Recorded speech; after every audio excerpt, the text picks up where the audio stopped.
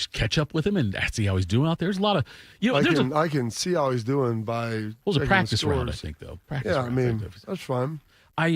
There's a lot of Carpenter adjacent people out there because Vraves is out there, Rogers is out there, AJ. I don't know who else is out there, but Pat's there, Romo's there. Oh, that's right, Romo. Yeah, Romo's there as well.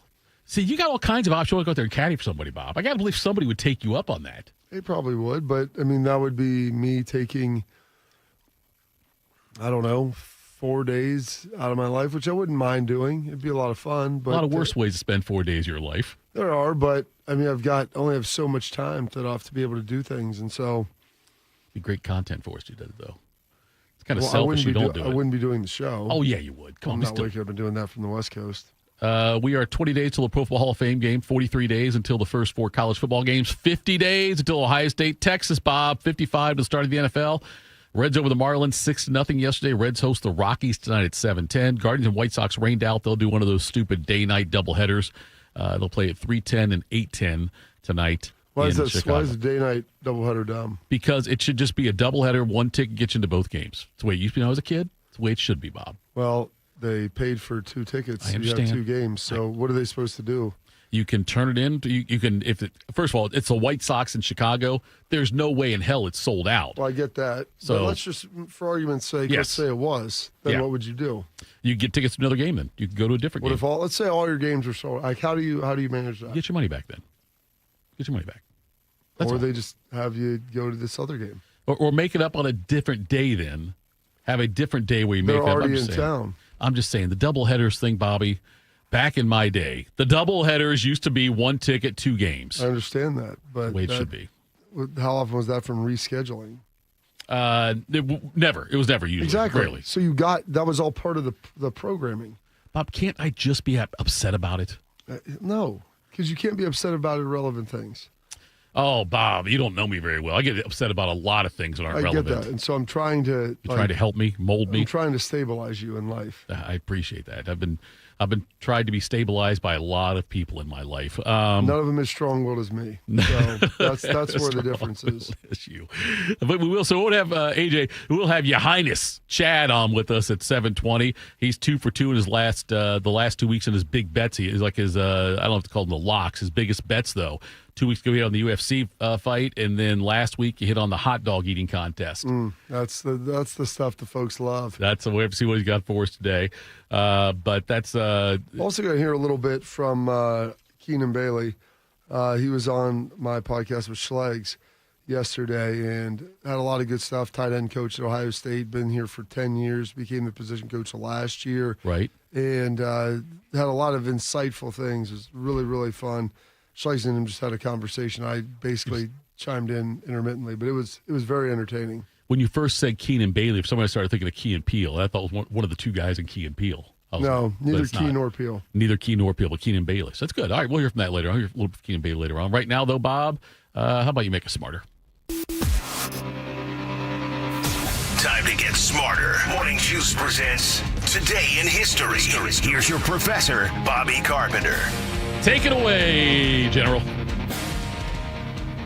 Oh, that's so loud. It is Friday, July 11th, 192nd day of the year, 173 remaining in this 2025. The state's 1798, the U.S. Marines were reestablished after being disbanded in the post-Revolutionary War. The state 1804. I always used to ask Shark if he'd find this audio, Bodie. I didn't want to do this to you because he's never been able to secure it.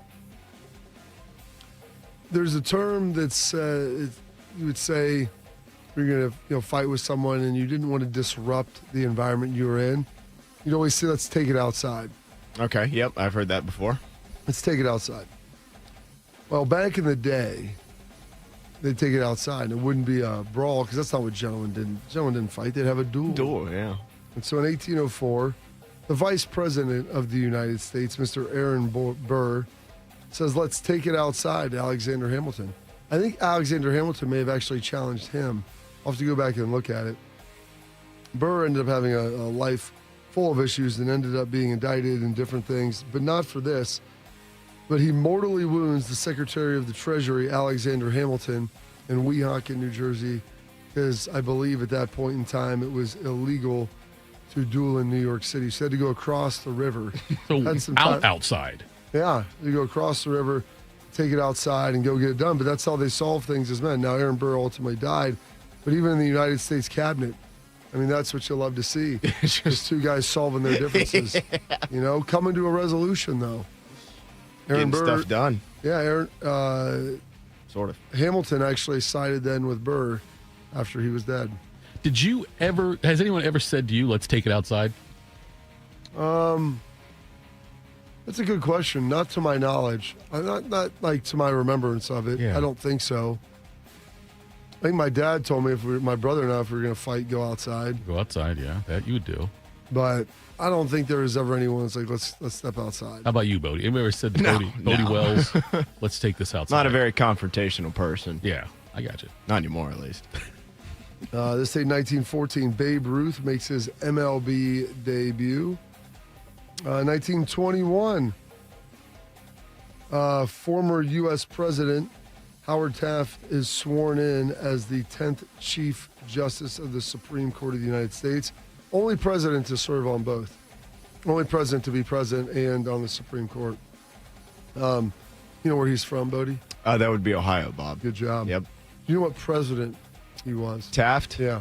Just like Julian Love at Notre Dame, not Seattle, number 27. There you go. Yep. Look at this, dude. He locked in. I tasked him with this, Beam and I, about 2 years ago, and he went to work learning all the Good presidents. for him. And honestly, you kept getting better and Shark kept getting worse, which was amazing. This date, 1922, one of the iconic music venues in all of the country opens, the Hollywood Bowl. A lot of concerts either starting or ending there. Pretty sweet. Have you ever seen anything shot from inside the Hollywood Bowl? Big amphitheater out in L.A. I don't. If I'd have to see it to know for sure. You been out there? I have never been. Yeah. No, I don't. I'll go to L.A. I'll go to California briefly, but I don't like to stay and do a whole lot of stuff. I go for specific purposes. There's a lot of issues out there. This date, 1960, To Kill a Mockingbird is first published within the United States. Oh, goodness. On 1969, Honky Tonk Woman by the Rolling Stones is released.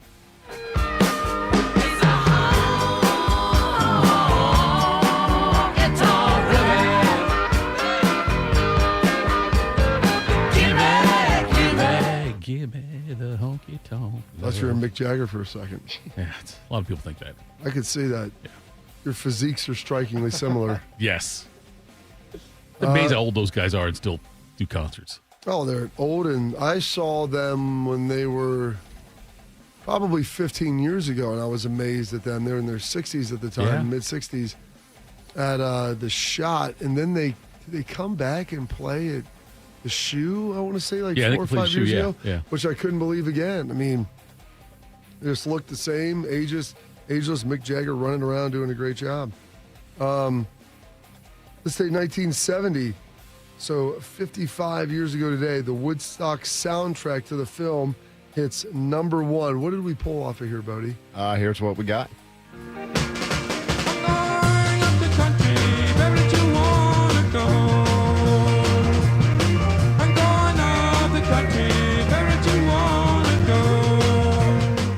There we go. Is that where Jimmy Page did his famous national anthem rendition with the guitar? I think so. Yeah. I believe you were correct in saying that.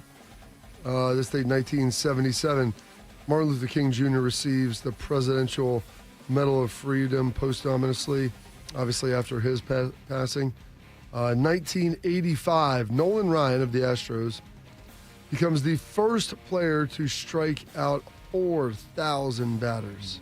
Well, the story in tonight's game, 6 strikeouts by Nolan Ryan. He needs 1 strikeout to be the first man in the history of this great game to have 4,000 strikeouts.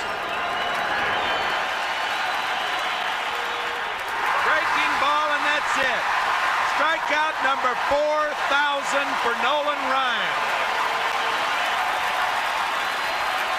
Even manager Bob Lillis applauding what has to be one of the greatest feats in the history of this great game. Pretty darn impressive. The length of his career was amazing. He's pitching as well as he was, Bob, and given all the arm issues right now people have, and 5-man rotations, the rest, the pitch counts, and that dude. I remember seeing the story. He threw like over 200 pitches in a game, and then 3 days later pitched again. Like that was just the way he was. He was just wired different. Different. Yes, he was awesome. It's amazing because you know how many pitchers have struck out more than 4,000 batters? It's just him, I believe, isn't it? No, there was a few. Well, Carlton? I looked at it yesterday. Carlton. Clemens was on there, Randy Johnson, and Carlton. Okay, yeah, that was the name I wasn't familiar with, but Well, how old is Carlton? How old is he? Yeah, like when did he play? Because if He played around the same time Ryan did, about the let's same. say because if Ryan was the first, I don't remember watching Steve Carlton play. Carlton and Ryan actually both passed Walter Johnson around the same time. Walter Johnson 35.08, I want to say. Who did Carlton play for? Carlton played for the Cardinals and the Phillies forever, and he actually won 27 games one year. I think when the Phillies as a team only won 59. Well, that's good. But really, yeah, I'm glad to see he was laboring on the winning road. I said there. Jimmy Page. I meant Jimi Hendrix. Yes, I was curious when you said that. Yes, and I'm getting called out for it on the chat. I keep letting I botch that one. When you said that, I was thinking it was Hendrix. It was but Jimi Hendrix. Yes, you it was. were around to see that I wasn't. That's so. fine. God. Pickles and beer called me out. I was gonna just defer to you on that one. That's fine. Sorry. Carlton and Ryan, though, they passed around the same time. Like every time they started, one would pass the other. Then for a while after that, in the early '80s, when they both were getting over that number, but then Ryan went forever. Oh yeah, that. Ryan. Yeah, 5,700 career amazing. strikeouts. Yeah, 35.06. I don't think anybody's going to top that one. Oh yeah. What? I want to say, did he throw a no hitter in 4 different decades? Is that what it is? No, I don't. Well, no, I think it was just 70s, 80s, 90s when he threw his no hitters. He didn't throw any in the 60s. It was 3 different decades he threw no hitters. Maybe 3 of them. Yeah. It's his career though is remarkable. The only other guy that has been as good for him as long for him is LeBron. Yeah. That's really it. And Ryan never won the Cy Young Award, Which is crazy. but he 7 no hitters, but never won a Cy Young.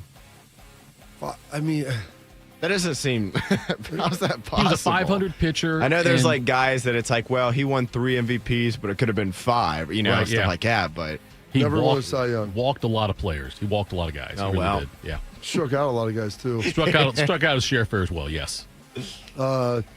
2009, going back to back with number 1, the Black Eyed Peas. I Got a Feeling replaces Boom Boom Pow at the top of the charts. I got a feeling that tonight's gonna be a good night. That tonight's gonna be a good night. We did a deal with that, Bodie. that song will take you back. It is my last year in Dallas. Great song. And they did like one of the mashups where like everybody sings it and then they splice it all together and guys are like dancing around and doing All the whatever. players? Yeah, and Okay. they used to play that all the time. Like I think in between the 3rd and 4th quarter in Dallas. It's pretty cool. It was in the new stadium. They had the big jumbotron and everything going. And it's a pretty iconic song. Gets you juiced up a little bit. And then this date, 2021, Richard Branson becomes the first civilian to go into space on Virgin Galactic. Some birthdays today. John Quincy Adams, born on this date, 1767. Bodie, what number president was JQ? Just like Theo Riddick, Bob, he was number 6. That's good. Perfect. I like that you've tied them all to players. That's key. It helps. The number, like Michael Scott over there with the number association. Midarajas. Leon Spinks, born on this date, 1953, the Olympic gold medalist, heavyweight champ over Ali for a brief period and was the fewest number of fights to ever be the heavyweight champion of the world with 8. We have a split decision. It's a split decision. Now, which way is it going to go? Fleury scores 143, 142. Ali. Ali gets the first vote. Judge Lou Tabit scores 145, 140, Spinks. Big margin, 130, 135. Buck scores 144, 141. The new.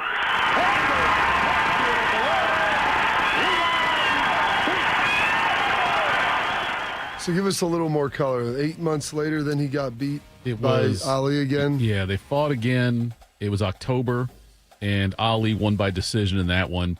The last really great fight for Ali. I mean, after that, he was, wasn't anywhere near. Was that after Foreman? Yes, this is after Foreman. This was before like his loss to Holmes, the ugly one Holmes, and Trevor Berbick beat him also. But yeah, this was his last really big fight that he looked good in. This is like 4 years after the Foreman fight. Oh, okay. And then, yeah, Spinks gets beaten. Spinks was never the same after that, and he never reached great heights again like that, anything near that.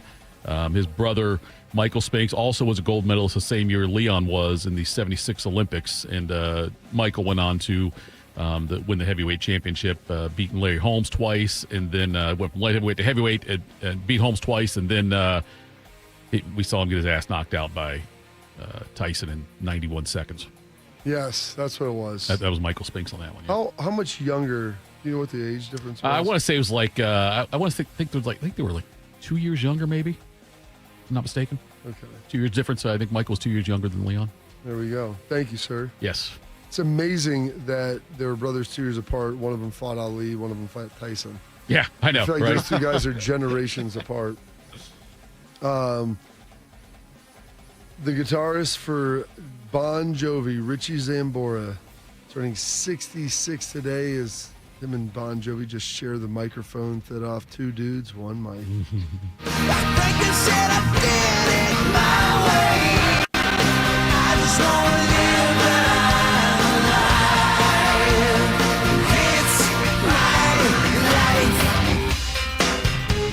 Bodie, is that the Bon Jovi song you think of most when you think of Bon Jovi? Oh, I would say Living on a Prayer. Okay, Yeah. I hear you sing like that's the one you pull up most in your That one.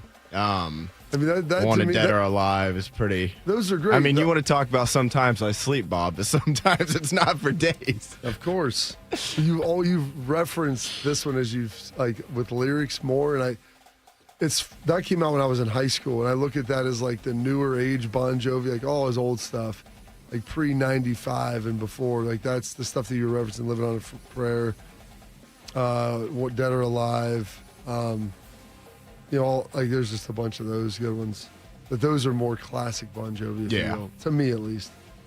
Bengals great Willie Anderson, the 3-time first-team All-Pro, 1 second-team All-Pro, probably a borderline Hall of Famer as you look at him. Willie Anderson turning 50 today. Rapper Lil' Kim turning 50 today as well. All I can think about now with Lil' Kim is Meet the Parents, when there's the poster of her on the wall in the one son's room when Ben Stiller's walking in there trying to talk to her brother. Andre Johnson, the Hall of Famer with the Texans, turning 44 today. Patrick Peterson, 8-time Pro Bowler, turning 35. Andre Johnson, pretty big fan of Cortland Finnegan, wasn't he? Oh, gosh. that was the Titans defensive Yes, back. they used to go at it. Get the hell out of him. Go at it, because Finney wasn't very big, and Andre Johnson was a huge dude. Johnson's great. I loved Andre Oh, yeah, Johnson. he was like a Very player. good. Yeah. A guy who probably was underappreciated too often because he had He played in the Matt with the Schaub Texans. and Yeah. whoever else out there. Which He's Schaub wasn't terrible, but No, but they just had he wasn't- bad offenses, bad average quarterbacks. Never had a team that was like all that great with him until he got older. Caroline Wozniacki, the Aussie Open champ. I believe she was former number 1 for a minute or up there. Close to it, turning 35. Used to date Rory McIlroy before they ended up splitting up. Joey Bosa, the 5-time Pro Bowl Buckeye, turning 30 today. 2nd and 10, Michigan. Ball at their own 48. Spate back to pass. Throws a pass. It's deflected. Joey! And grabbed by Joey Bosa, who runs down the left side. Bosa to the 15, to the 10, and the quarterback Spate takes him down at the 10. And Joey Bosa reached in the air, slapped at the football, and grabbed it and ran it down inside the red zone. Stave feeds Gordon, sweeping it to the left side. He's knocked down. Football's fumbled, and Bosa takes it into the end zone for a touchdown. His second career touchdown, Joey Bosa, as Melvin Gordon had the ball knocked out of his hands by Michael Bennett. And Joey Bosa picked it up at the 5 and took it to the end zone. And Ohio State leads it 37-0. Christian Hackenberg in the shotgun. Yes. Hackenberg gets the snap, looks to throw, pressure coming. Hackenberg knocked down as Joey Bosa drove a lineman into him, and Ohio State ends the game as Bosa forces a lineman into Hackenberg to sack him. The sack off. I was wondering if you were going to get to the sack off. That was one of the more iconic plays, I think, in the Ohio State-Penn State rivalry, which we'll see his final iteration this year. Missed a birthday as well in here. Saw that on there, buddy. I was like, Justin Chambers, where did I get to him? Turning 55 today, the man formerly known as Krev off Grey's Anatomy. You're chief. No idea why. You're chief? Interim chief. It's temporary, and it's a win-win for everyone. Joe gets this killer fellowship, and I get this sweet office. How is that a win for me? You get me. I'm staying. All right, I get it. Joe was your work wife for a minute, but now she needs to move on to her own stuff. It's not like she's cheating on you. You'll get to see her in the hallways. With Bailey, who made you chief. No, you sound like a jealous girlfriend. There we go. And passing away on this date in 2021, Charlie Robinson, who was Mac off Night Court. Some holidays observances today. It is Collector Car Appreciation Day, Day of 5 billion, International Essential Oils Day, which sounds great, Make Your Own Sunday Day, Blueberry Muffin Day, National Mojito Day, which I could definitely get behind, National Motorcycle Day, which is always the second Friday in July, National Swimming Pool Day as well, World Kebab Day, and Worldwide Art Day, and those are National Slurpee Day for 7-Eleven. Nice. And that's fitting. It is. And those are your historical events, your birthdays, your passings, your holidays, observances for this date. Friday, July 11th, the 7-Eleven, 192nd day of the year, and 173 remaining this 2025. Well done as always, General. The Spinks Ali second fight was in September, not October. I was wrong in that. He was 6-0-1 when he faced Ali. And got the split decision there. How do you have a tie? You can draws in boxing. It's a draw. If the judges all score, if you can have majority draws where like two of them call it even, and one person might rule for the winner. But you have draws though, with if the scorecards match up. They can. I guess they used to always have an odd number of rounds, so you wouldn't be able to score. I mean, I guess you could score it even. Yep. But he finished his career after that. So he's 7-0-1 after beating Ali. And his career, he ended up being 26-17-3. Ooh. He had a rough end to his career there. Never reached the heights that he once had when he had that fight. And also, he also fought Larry Holmes. So both he and his brother, he was 3 years older than his brother, I believe is what it was. So, they had that they had a fight. And then also last night, Bob, I failed to mention this, but you had the Cooper Flag, Bronny James matchup we've been dying for there. And Cooper Flag was 5 for 21 from the field for the Jazz, or for the Mavericks, I'm sorry. They beat the Lakers 87-85, and Bronny was 2 for 8. So a lot of looked a lot like Tyvus when he shoots the Papa shot out here. A lot of missed shots out there. I believe James, that is, missed a what would have been a game-winning three-pointer at the buzzer, if I'm not mistaken. I didn't see it. Yeah. I just pulled up ESPN this morning. That was the first thing that popped up, which, sure, why not? I guess it's a slow time of the sports calendar year. Did you have to take the points in that one? Yeah. I'll have to ask Chad about that. We'll ask Ya Highness. Ya Highness, did you bet that game? We'll do this in the next segment. There was a couple of deaths in sports. I don't know if either one will matter to either of you, which means it's great content, right, for me. We'll do that next. Morning Juice. Hey, it's Bobby Carpenter. I know what it's like to be stuck in that cycle of pain where you're trying to get better. You keep going to the doctor, steroid shots, surgeries. Do not go down that road anymore. Go see my friends at QC Kinetics. They will help treat you without going under the knife and without the meds. QC Kinetics are the leaders in regenerative medicine to help your body heal itself. And I should know, I've been a client there, and they helped me with my knee get back to the running in the summer and going whitewater rafting and all of the things that you enjoy. And this is the critical part about my friends with QC. 92% of patients report satisfaction with their results. That's peace of mind. It's not just a number. They're trying to help you. They're the second opinion that you're looking for to keep you from getting under the knife. To find out if you're a good candidate, go check them out at qckinetics.com/Columbus. The consultation is free, or call 380-284544. That's 380-284544. They have offices all over Central Ohio. So go check them out. Teachers are dynamic leaders, shaping a new generation. They bring a variety of perspectives from diverse backgrounds, innovating how they teach to prepare students for our fast-changing world. Achieving this takes skill and expertise. They're tireless explorers, creatively discovering a universe of solutions, telling stories, experimenting, inspiring, mentoring, connecting cultures, and connecting with each other. Leading by example. Experience the unique joy of helping students thrive. Teaching is a journey that shapes lives. Are you ready to begin?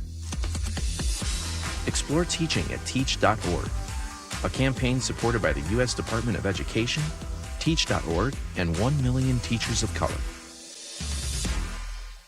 And we're live here outside the Perez family home, just waiting for the... And there they go, almost on time this morning. Mom is coming out the front door strong with a double-arm kid carry. Looks like Dad has the bags. Daughter is bringing up the rear. Oh, but the diaper bag wasn't closed. Diapers and toys are everywhere. Ooh, but Mom has just nailed the perfect car seat buckle for the toddler.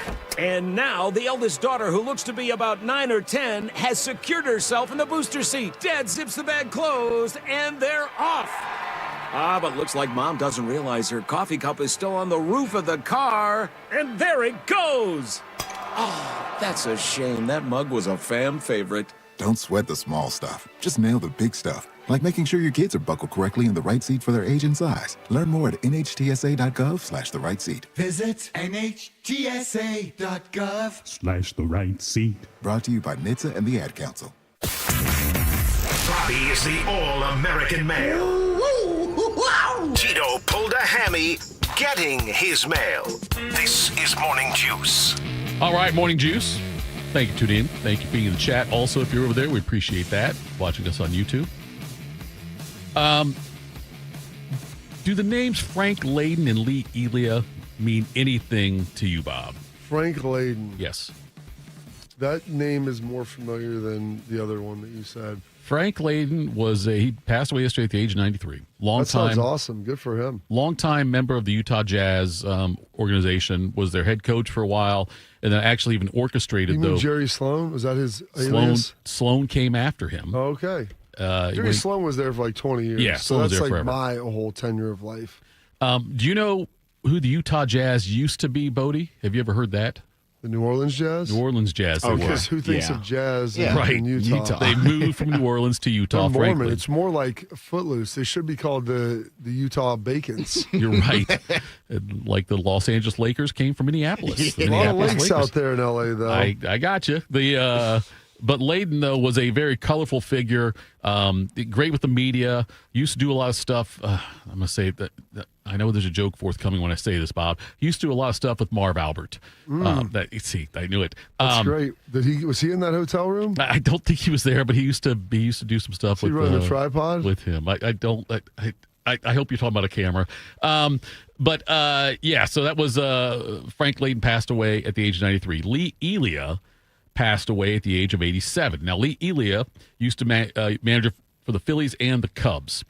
And as you know, there was a time when the Cubs, all they played at home was afternoon baseball. They did not have lights for the longest. I think 87 is when they put the lights in, maybe 88. But before that, it was only day games there. And Lee Elia one time was struggling with the Cubs. They were getting booed. And Bodie put this together for me. It's a part of a rant that he had after one of the games. Here's Lee Elia. And God, I hope there's no more cussing. It's an awful one. I'm sure you caught them all. Let's hear it, Bode. I'll tell you one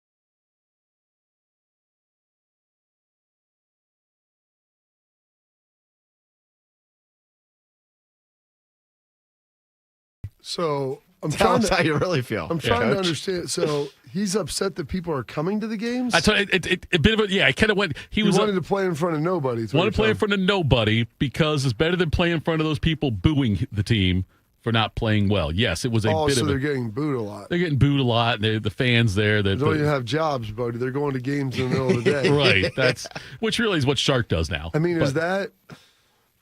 I'm listening to that. I'll come down there and kick their, rear end. Right. I felt like that was Mike Ditka just giving the address to Hallis Hall. Yeah. You come on down here. to Hallis Hall. Right. And I'm like, wow, I that was pretty remarkable. I like that guy. How long was he the manager for? Not much long after that. I don't know how long he was there, but not long after that. That wasn't endearing to the fan base? I think he got replaced by Jim Fry, and then they went almost made it to the World Series with the Ryan Saint. I think it was like that rant was probably, I don't know if you have the year on it or not, but I bet it was like 82 or something, maybe 81, 82, 83, somewhere in there, I bet, because 84 was when they made the playoffs. So we touched on this briefly, Bob, about the Big 12 not doing their preseason polls anymore. The conference, the preseason conference poll, because they screwed it up last year. Everybody was so bad. Yes. They picked the first team to go last and the last team to end up being first. Yes. Arizona State was picked by the media to finish last, and they ended up winning the whole conference and got a berth in the CFP. So Baylor was picked third to last in 2021, and they went on to win the Big 12 title. They finished number 7 and won the Sugar Bowl that year. It's one thing to pick the team that is last and ends up being first. Right. It's another impressive feat, though, the team that everybody picks to be first to be last. Yes. I mean, you literally flipped it. And it's not like there's 9 teams in the conference. There's, 16? 16. Yeah, I mean, that's pretty impressive. So the polls, I know the reason that the AP Top 25 and all that stuff exists. I get it. I'm curious to hear your take on this. Well, I want to see you defend Tito's takes. Yes. A thick bit. Yes. I want to see you defend your position. Well, I know it's great for the preseason hype and everything. Yeah. But I don't like the idea of preseason polls. I think they should wait until about the fourth week of the season to put out the first poll. Now, in the grand scheme of things, Bob, it really probably doesn't matter because we're going to end up with a 16-team playoff anyway. It's less important now. Yeah. The preseason polls are. They're good talking points. It can be a huge hype thing if it's a 1 versus 2, Ohio State and Texas, 1v2 or whatever it is, or a top 5 matchup, whatever it is. How do we know that the game is important if there aren't numbers beside it enough? We know it's important, Bob. We know every Ohio State game is important. But nationally, how do you get the feel? How can you quantify those games if you don't have a number beside the name? Just because I'm a college football there's some fan. satire that I'm using. I know, this, but I don't. And say what you want, it does affect. Oh, absolutely, it does. People would say that it doesn't. They're being disingenuous, right? And so it does affect people's views. It does affect the CFP at some point, because there will never be, in my opinion, Bob, an unranked team get an at-large bid into the CFP. You know what I mean?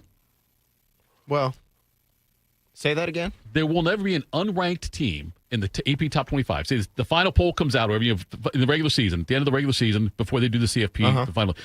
If a team is unranked, it won't get an at-large bid. Oh, okay, yeah. I thought you were talking the preseason. No, I'm talking like it's going to matter. Yeah, we get to December, whatever. Yeah, if you're not ranked, and you're not ranked, you're not getting in. You're not getting into the CFP, is what I would say.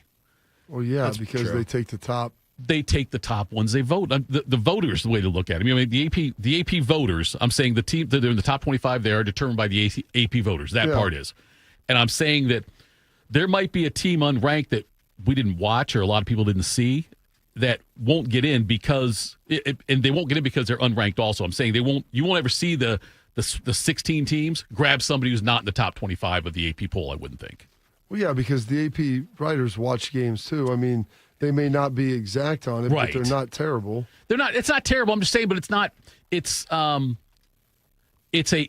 bias when they put it out. There's a bit of a bias there because, and I think in the Big 12, one of the people said this also, is that every team's going to like 40 new players every year now, it seems like. with the transfers and with the people opting out and whatnot. It's just a fun exercise of voting. Like that, the preseason polls are different than voting within your conference as to who's going to win and everybody ranking them. Yeah. Like that does no standing on anything. Arizona State was picked to finish last, and they garnered enough. Well, they won the conference, so they were obviously going to get in. Yeah, but and that's the thing about those guys are the writers who follow all the teams, and they all thought Arizona State was the worst team in the Big 12 last year, and they obviously got very wrong. And I don't think it's with the AP. I'm not sure how many of these guys really watch more than the teams they're covering. You know, like I don't. No chance they do. Yeah, I don't think, and some of them can't. To be fair, you can't. You know, we could probably have on Austin Ward or Biddle or whatever, and realize like when you go to the game, the amount of time you spend at the shoe or wherever Ohio State's playing on the road. By the time you get done with press conferences and writing your story and all that stuff that reporters do, I don't know how they could possibly watch some of the other games. Yeah. So I don't really blame them. But, yeah, I don't think there's any chance that majority, I would say, of AP voters are watching more than maybe their team and those guys are all the bigger games. They're all the Heisman voters, though, too. That's true. That's true. And you know, and the coaches' polls, I mean, some coaches admittedly don't, even though they don't vote. Most don't vote? Most. Yeah. It's usually like the SID their or whatever. SIDs put it together for them, and they scan it up. That looks good. Turn it in. Right. The coaches' poll is basically if you win, you stay or move up, and if you lose, you drop. Like, you know, whatever, coaches 3, 4, are 5 only spots. watching the game, the teams that they're preparing. Yeah. They may watch a little bit, and Ryan's talked, you know, when you have early games, you may throw on something at night when you're like with your family or whatever, trying to enjoy a little bit. Or when you're breaking down film, you have something on the TV around you, and you're like glancing, catching little bits of it. But like coaches don't have time to break down all that film, right? Like and watch. I mean, I'm a Heisman voter, so I try to watch at least 10 games a weekend. Like that's usually my goal, 10 to 12, depending on who's playing, when they're playing, and how good some of those games are. But I'll have at least 2 TVs up, breaking it down to be able to see as much. Multi-view.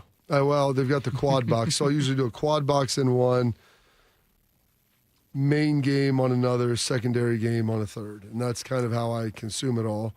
But I mean, it's really hard, and a lot of the quad box is just to see what's going on in those games. If any of them are bigger, do I need to switch to another TV? If they get closer, whatever happens. But I try to do that to be able to have a clear picture. But most people don't, and most people can't, because if you're covering a team and you're at a 3:30 game, you're not really seeing either other window of games because you're getting there probably halftime of the first game and you're not getting home till middle of maybe the halftime of the night slate as well. Yeah, Bobby, has there been a player? How long have you been doing the Heisman voting? How many years have you done it? 3. This might be 4. Okay. Did you pick Hunter last year, or did you go with Genty? He went with the linebacker. Watch this. He's off to hold on. I picked Cody Simon. I picked Genty as my number 1. I think Hunter was my number 2. And did you put in 3 or did you put in 5? You get 3. You get 3. Okay. And I'm trying to think who my third was. I'd have to go back and look. I usually write it down. It's been a while. See if I can pull up. So last year, obviously Hunter won it. Genty was 3rd. Genty was 2nd. Gabriel from Oregon was 3rd. Cameron Ward 4. Scatabo at Arizona State was 5. Bryson Daly at the Army quarterback 6. Tyler Warren, Penn State 7. Shador went 8. Curtis Rourke 9, and Kyle McCord was number 10. No, that was 2 years ago then. No, this was last year. Or Kyle McCord, that's right. Yeah, last year. Because in Syracuse. Yeah, I was like, he wasn't even here. I think Dylan Gabriel got my third vote, is what it was.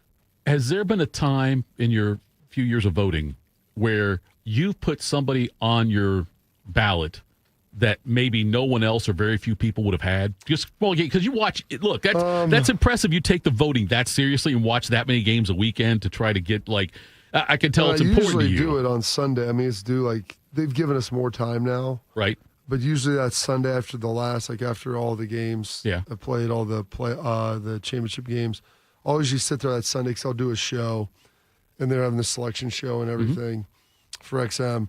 And so usually about a half hour before that, I sit down and I start to think about it. I have some idea, but I'm like this. If I don't do it now, I might forget.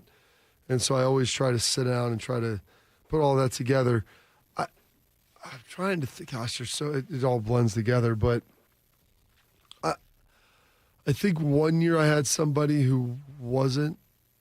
Did Marvin get invited? Marvin did get invited. Didn't he? Didn't Marvin get? Yeah, Marvin got invited, Yes, right? he was invited. Marvin was invited. so. Yeah. I had him on there. Okay, and so he got invited. I think there was one year I had somebody who did not get invited. Okay.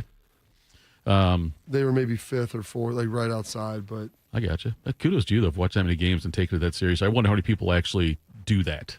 Watch that. Like probably not a lot. Yeah, don't take it the as people seriously. that I know do that, but yeah, that vote, but they care a lot. I mean, this is a life-changing opportunity for some people. Right. There's a big difference between getting first and second.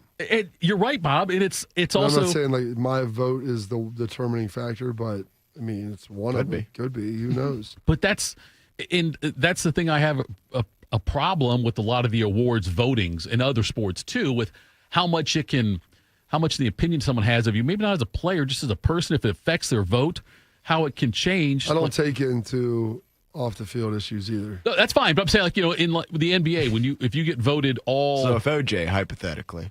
If OJ was up for the Heisman again.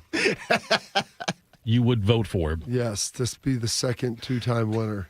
Yes. By the way. And only two-time killer of the Right, winner. yes. I love the fact, and I hope it stays forever, that Archie is the only two-time winner. He will, because I don't think they don't stay long. Well, you could now people might, yeah. but I don't.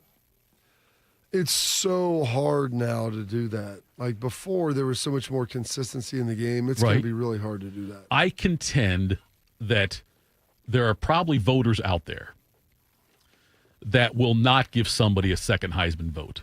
You're probably correct in that. Because you meant the OJ thing. Think if OJ was the other two-time, or Johnny Manziel, somebody like that. Because the way Archie's represented the college football and the university here it's impeccable, right? There's nothing bad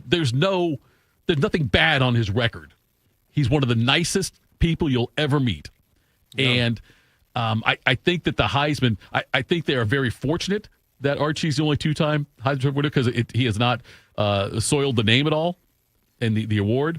And you look at some of the guys who could have been the two-time Heisman Trophy winners, though, how Archie needs to be the only one. They should, by the way, make that a damn rule, Bob. How about that? You can't win twice. I don't think that's part of being the most outstanding player. Yeah, most outstanding persons, Archie Griffin. All right, quick hitters next. Morning Juice. Hey, it's Bobby Carpenter. I know what it's like to be stuck in that cycle of pain where you're trying to get better.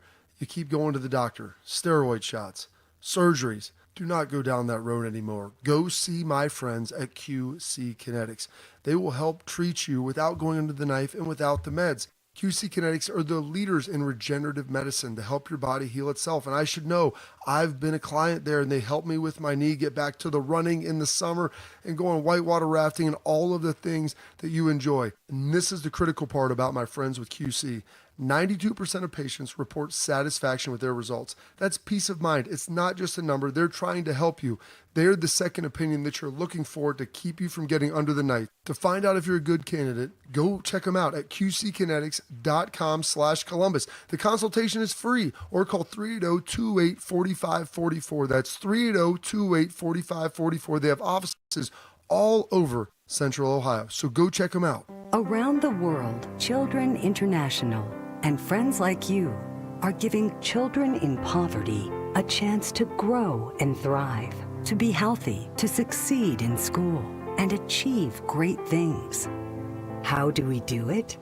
In the best way possible, by helping ensure access to healthcare, nutrition, and educational opportunities. And most importantly, by empowering youths and their families to get out of poverty and into employment through life skills, computer, and job training. The very tools they need to break the cycle of poverty and build futures full of promise. Because every child deserves a chance to realize their full and best potential. Learn more about how Children International is empowering children and families by going to children.org today. That's children.org. While serving in Vietnam, a grenade took my ability to see. Today, I'm a sculptor. Now, my fingers are my eyes. I'm Michael Naranjo. As a veteran, I know the challenges of life can be great. In my art, turning a lump of clay into something beautiful, that is worth doing. Life is like that. We each must use what we can to make things better. DAV helps veterans like Michael get the benefits they've earned. They help more than 1 million veterans every year in life-changing ways. Now, I show others how they can create something with their own hands. I know it can do a lot of good. With support from DAV, more veterans can shape their lives into a thing of beauty. My victory is bringing beauty into the world. Michael Naranjo, may your victories inspire many more. Support more victories for veterans. Go to DAV.org. Attack and dominate. You're locked into Morning Juice. Sponsored by Riverside Bank of Dublin. Here's Bobby and Tito.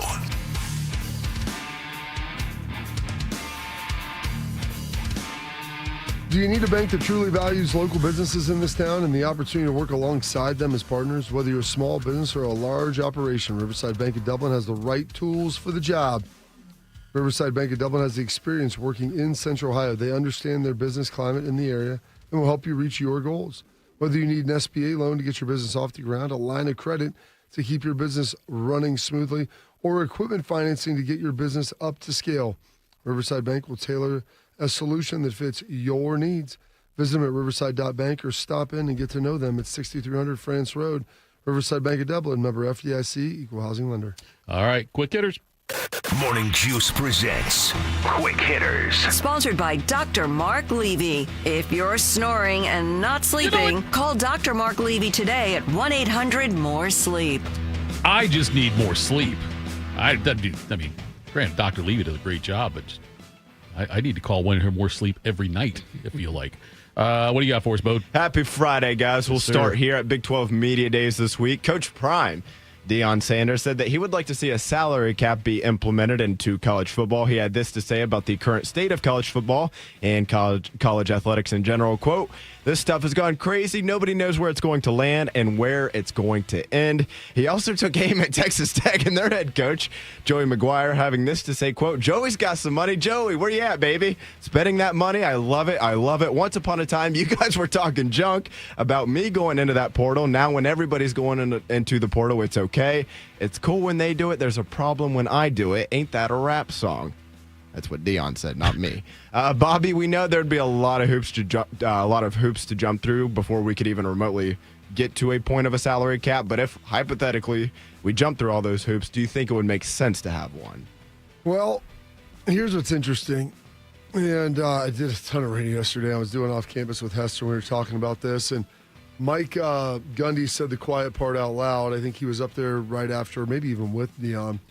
And someone asked him about this. He goes, "We need to call them what they are, employees, so we can collectively bargain and get that salary cap." And this is due to like most of the schools in the Big 12 don't have like limitless dollars outside of Texas Tech. Texas Tech doesn't care. Here's the problem that you would have. I say a problem. You have a salary cap in the NFL, so you have unbelievable parity. Excuse me.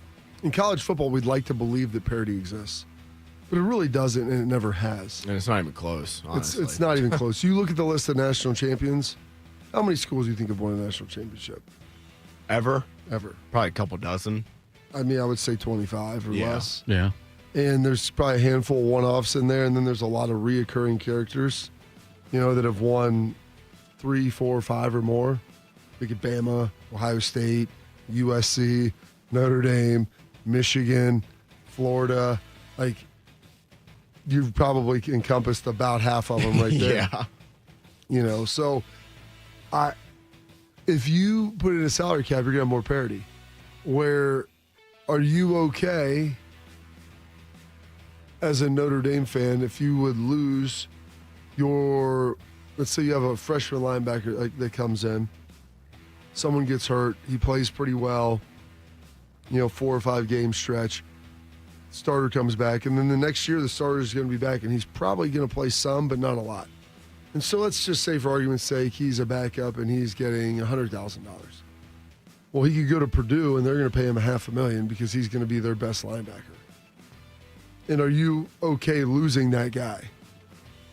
Yeah, it's I don't even know what to think as a college football fan. They'll have just as much money to spend as you. Then. Yeah, when I think about conference realignment and some of that stuff, I can't stand it. I think it's terrible for the sport. I think it's bad. I'm very strong-headed in that opinion. When it comes to some of the NIL stuff, I don't really know what to think. I'm fine with players getting paid. I don't really have a problem with it, but I don't know that the system we have now is the best one. It seems pretty messy, but I don't know how to fix it. Part of me says, well, maybe make guys sit out at least 1 year after they transfer a second time. You can transfer one time, free. Yeah, I agree then with after that, I think that would make sense, but then some people would say, well, other students can just transfer 4 times if they're not playing. Now, in my opinion, that comes, if you're playing college athletics, it comes at a price. Sometimes that's the way the world works. But I don't really know how to feel about some of this stuff, to be honest with you. I don't know where my opinion stands on it. I think, first of all, it's funny to me that Dion's the one who suggests this. Yeah. They don't have money. Well, I'm saying, but Dion, though... He's got an opinion on everything. But Dion, though, to be the one to suggest a salary cap, just with all the... Dion's one of the most entrepreneurial players. The self, for him to say that that loses some of the effect on me. But also because advantageous for his present situation, right? But there used to be a salary cap in college football. It was 0. Yeah, and people found a way.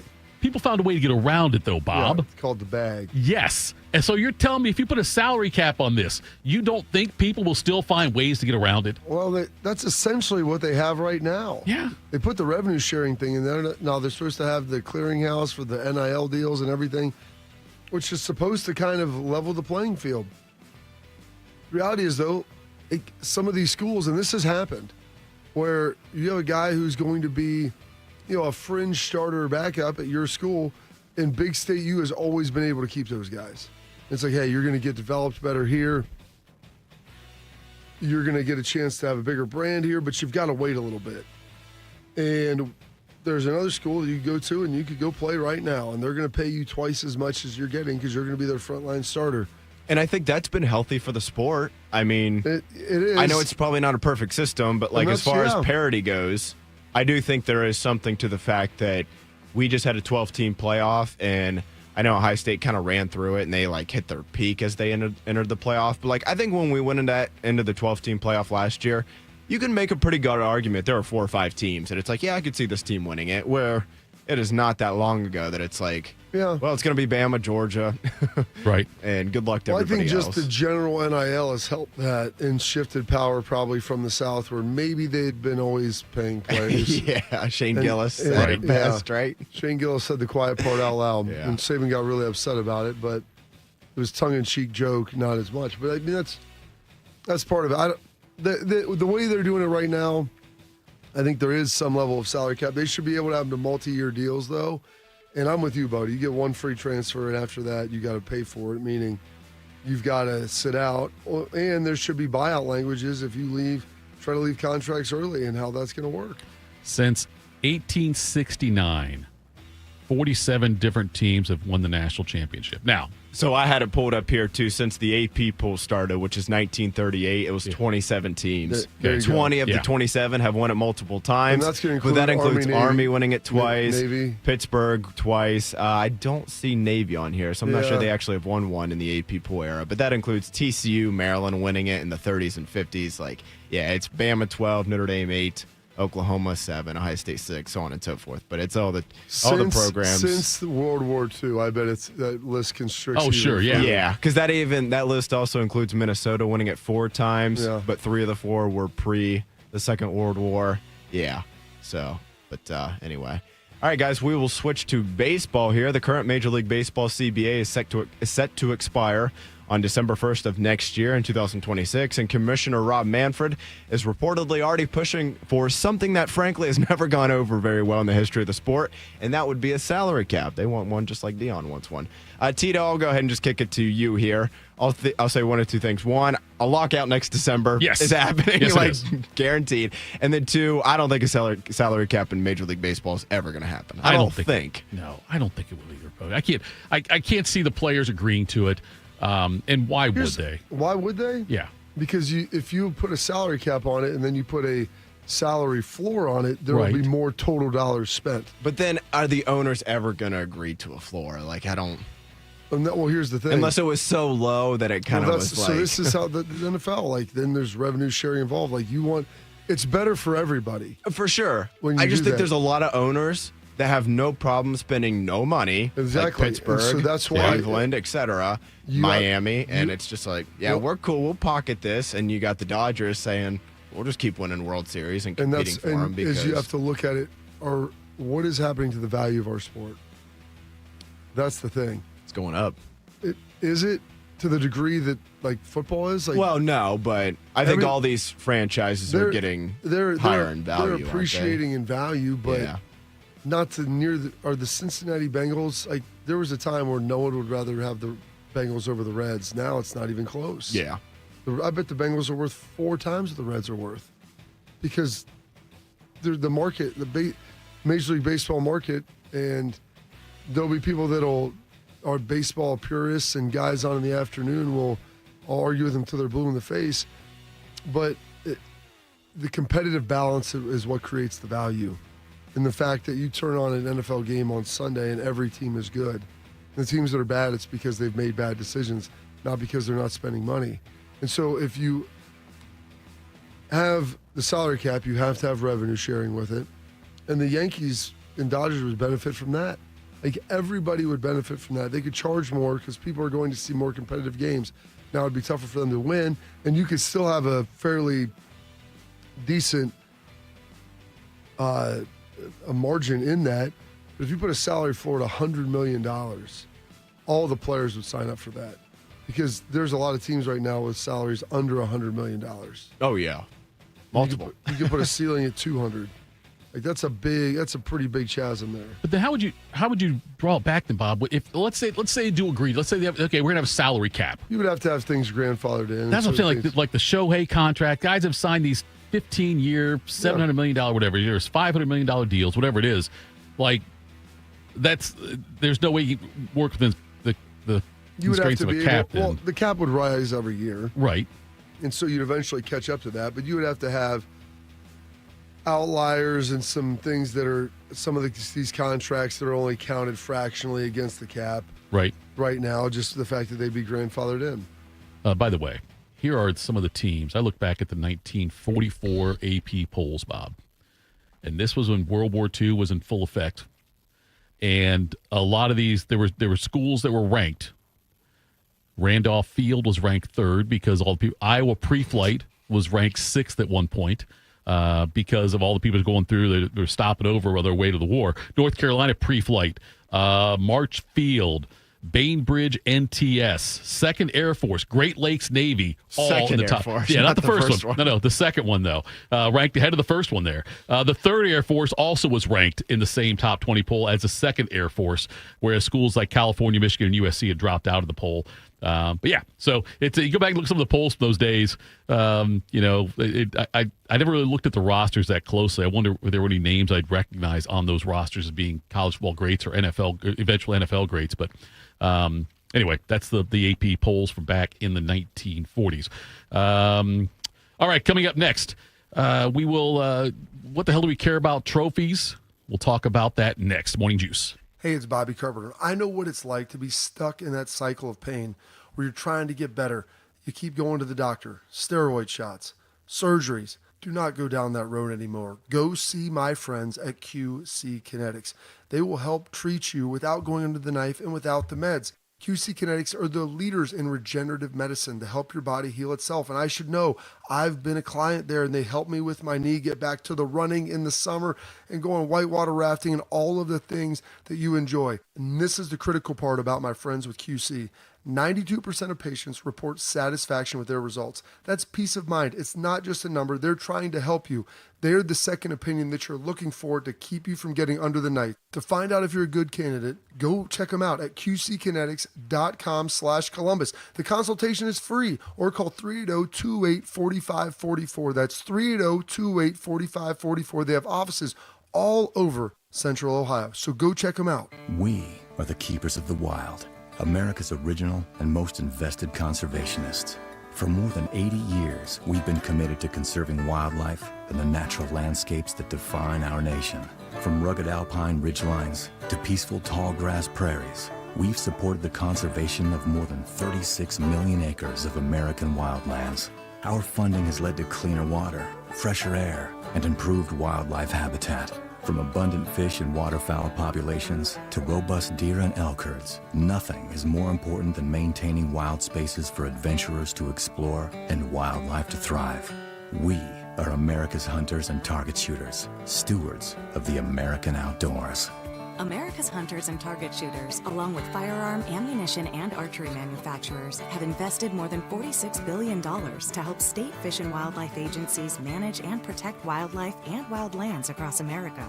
For more information, visit outdoorstewards.org. If only life had a remote control, you could pause or rewind.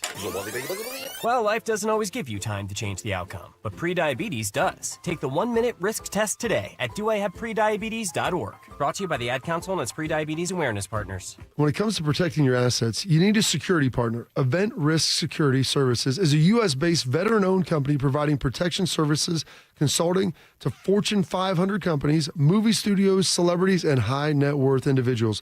If you're tired of fluff margins with low compensation for poor quality services and an endless revolving door of vendor staffing, then give them a try. They're virtually the same cost, and they can address what keeps you up at night. Event Risk. Check them out at eventriskinc.com to learn more. We got a higher home appraisal after we put away our African art and family photos. Has this happened to you because of race or national origin? Contact HUD at hud.gov/fair housing. A message from HUD and the National Fair Housing Alliance. Proud to be your go-to sports addiction. WBNS, WBNS FM, HD3 Columbus. The Fan 3, Ohio sports destination. Attack and dominate, YouTubers. You're locked into Morning Juice. Bobby, we yesterday went through some of the names of the rivalries in college football from the Athletic they put out there. And the day before that, I think we talked about the different rivalries that they had ranked, Ohio State, Michigan being one, and then Ohio State, Penn State, and Ohio State, Illinois on the list. The Illabuck, the vaunted Illabuck.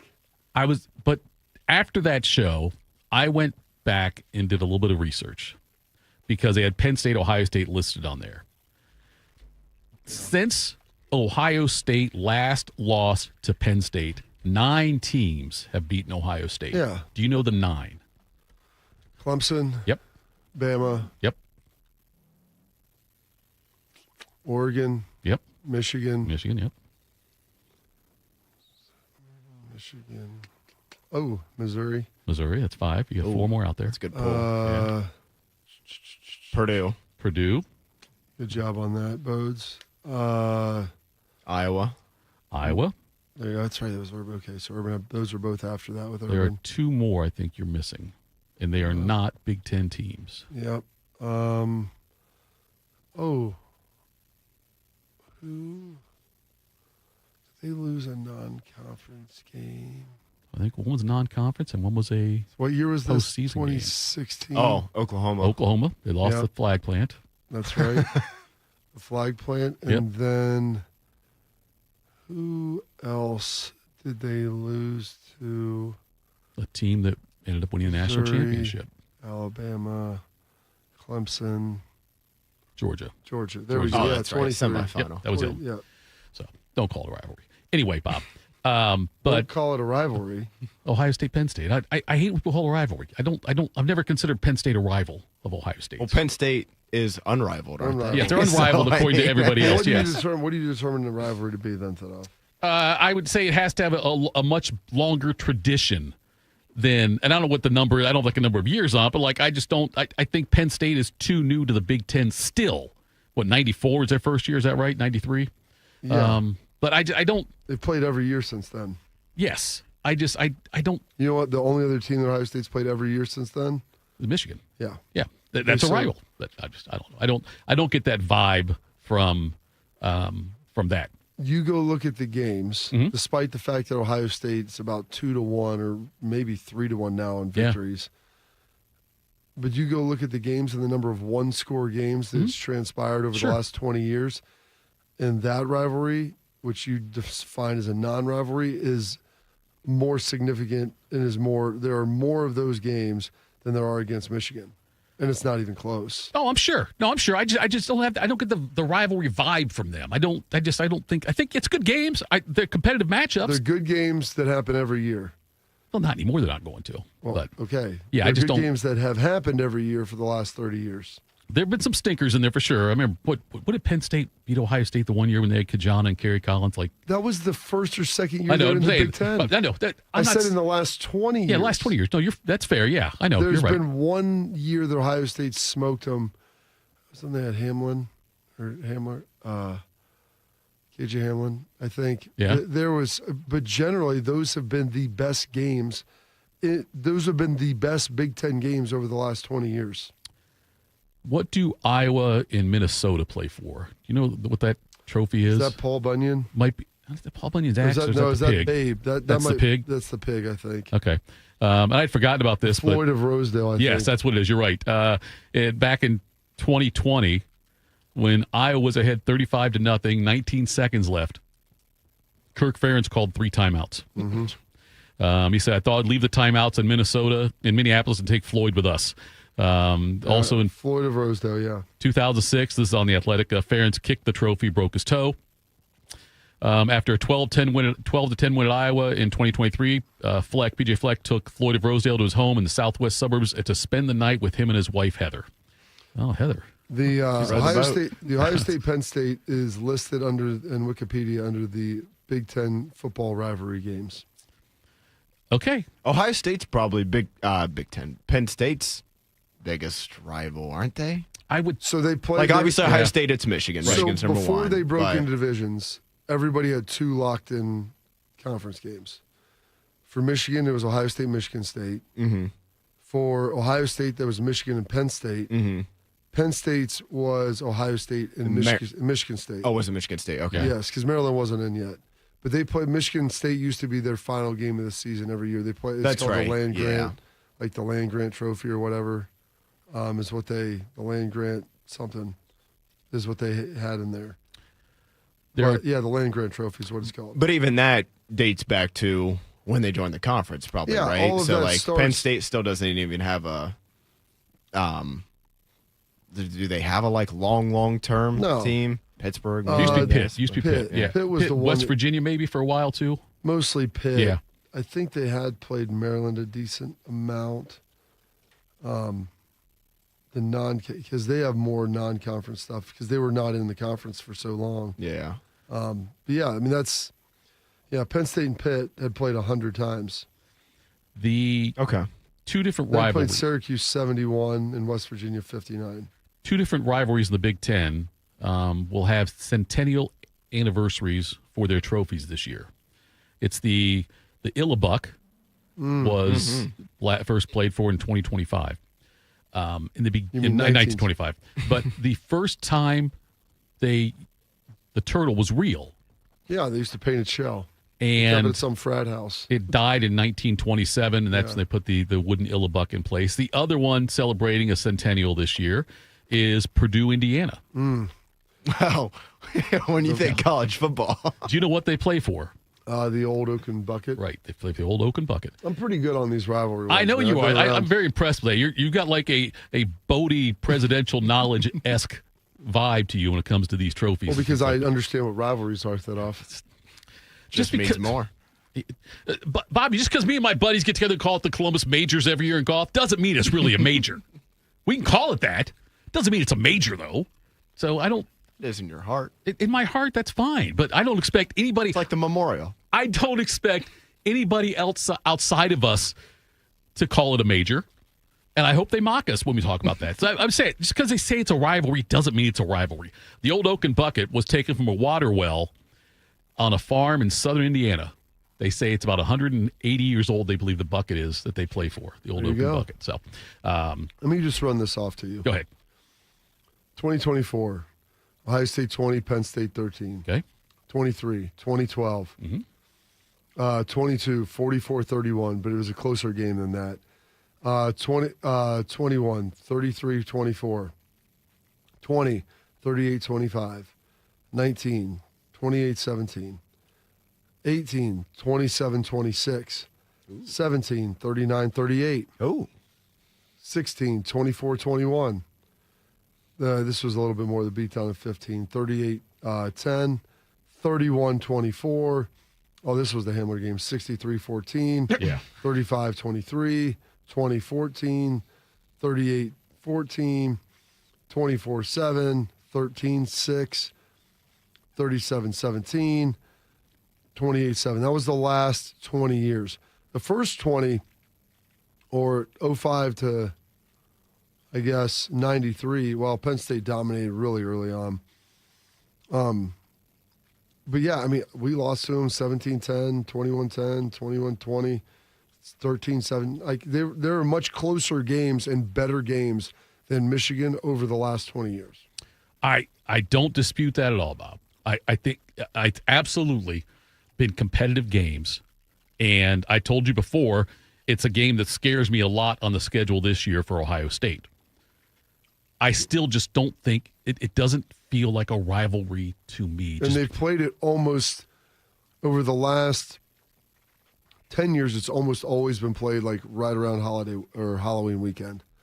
So that's given it some consistency of location as well.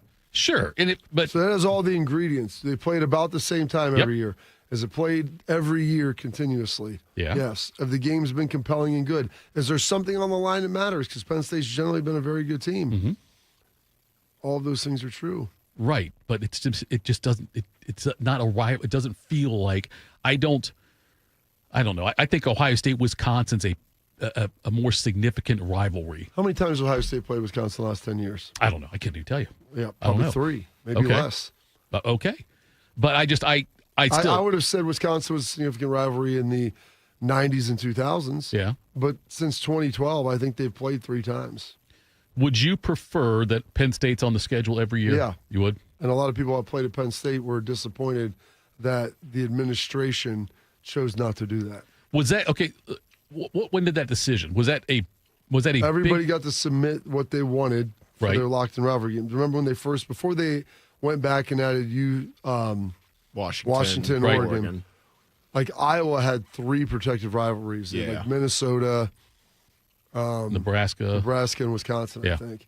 Like they had 3 protected. They wanted to try to get 4. Like Ohio State, I think, submitted for Penn State too. They did. Do you know how many Ohio State submitted or not? I think Ohio State or Michigan and Penn State. That's only 2 they submitted. I believe so.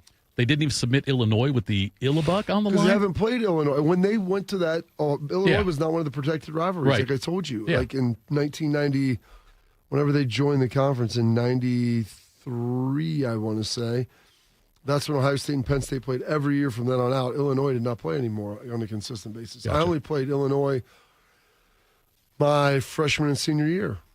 That was only 2 years you played? Yeah.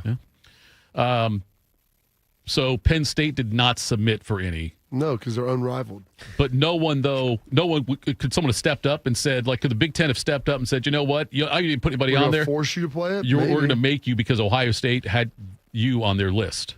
Yeah, if they had a commissioner that had a sack. Gotcha. They had Kevin Warren instead. He's Well, a eunuch. Now he's running the Bears. Right. It's great. I hope Beam was really excited about that one. Yes. Bobby, I don't understand why people... The best way to fire someone is to get them promoted to another position Yes. in another company. Or the same.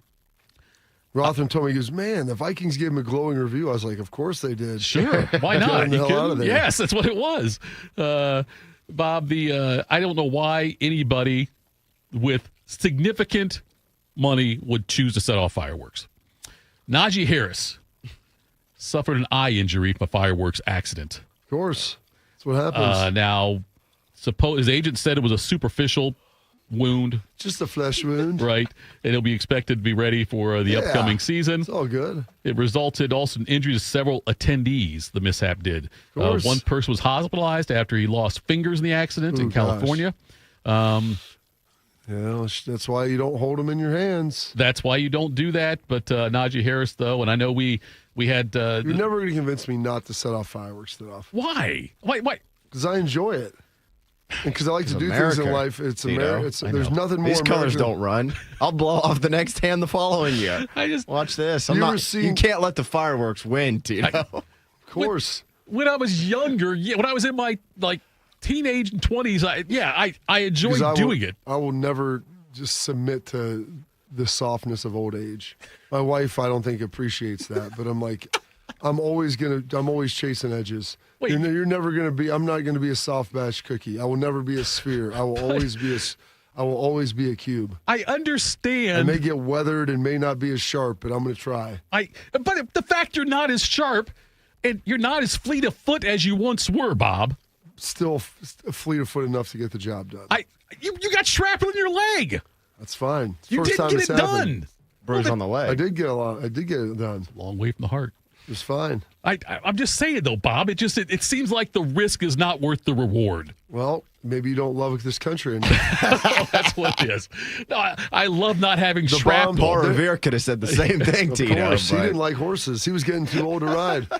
He wasn't into equestrian anymore. I just don't. I don't know, Bob. All right, that's Najee Harris. It looks like he'll be fine for camp. That was amazing, though. When I saw that, I was like, "Yep, there you go. That's it. Yeah, good job for you, buddy." At least, hey, someone else lost some fingers. I know. So he was obviously holding it. Was it worth it for him? Najee caught a stray. Someone else had it in their hand. Was it worth it for either one of them? He almost lost his damn eye, part of his face. I quit holding the fireworks in my hand a couple years after JPP. Okay. So I advise my kids to not do that. Well, I light them, but I don't shoot them at each other. We used to shoot them. Yeah, we shoot bottle rockets at each other. Yeah, of course. It's fun. Put on sunglasses to be safe. Right. Yeah. Make sure you don't have the Najee Harris situation. Right. Yeah. Never in a million years did I think one of the Roman candles would blow up in your hand, though. That's one of the things, JPP Bobby. changed that for me. If you're going to fire bottle rockets or something like that, or Roman candles at each other, safety first. Let's put the bottle rockets sunglasses are small. on. Roman candles, depending on which ones you get, they can get a little juice to them. They can. And this concludes our public service announcement on fireworks safety on Morning Juice. We're doing it a week after the 4th of July. It's usually the best time to talk about fireworks safety before or after the holiday. Well, then you have the examples. Yes, we got the examples in. Yes, fresh in your mind. We haven't seen any more come across. I'll keep an eye on. I told you, my boy Grogan. I've showed you the picture of him, haven't I? No. Oh, I haven't shown it to you yet. Grogan, how long ago did this happen?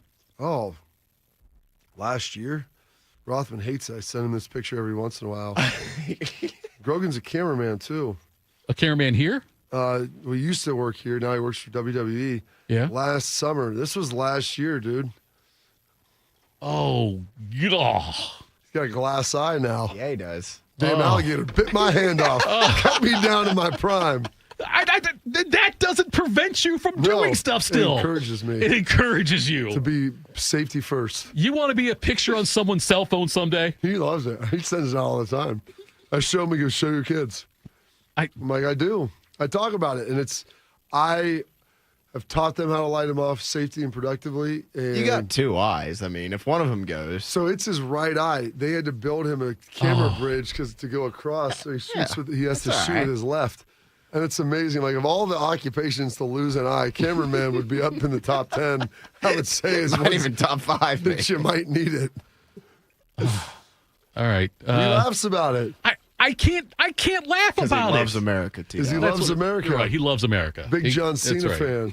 He just Jorts. Can't keep his eyes on the prize anymore, though. Just the eye on the prize. Hey, you know keep what? the eye on the prize. It was famous. He's like, he even sent me the video of it happening. Ooh. And you got the audio to it, and the famous words before. He's like, "Hey, hold my drink." It's amazing. If you've got he's one, like, well, turn the audio up, and I'm like, "Of course you said that as you handed off." If you got one eye, and your vision goes bad, do you go a monocle? That's a good question. I wonder if you go with a monocle. Like Mr. Peanut? Like Mr. P, like Colonel Mr. Clink. Peanut's yes. classy. I'd probably wear a tuxedo then every day. And the top hat, yeah.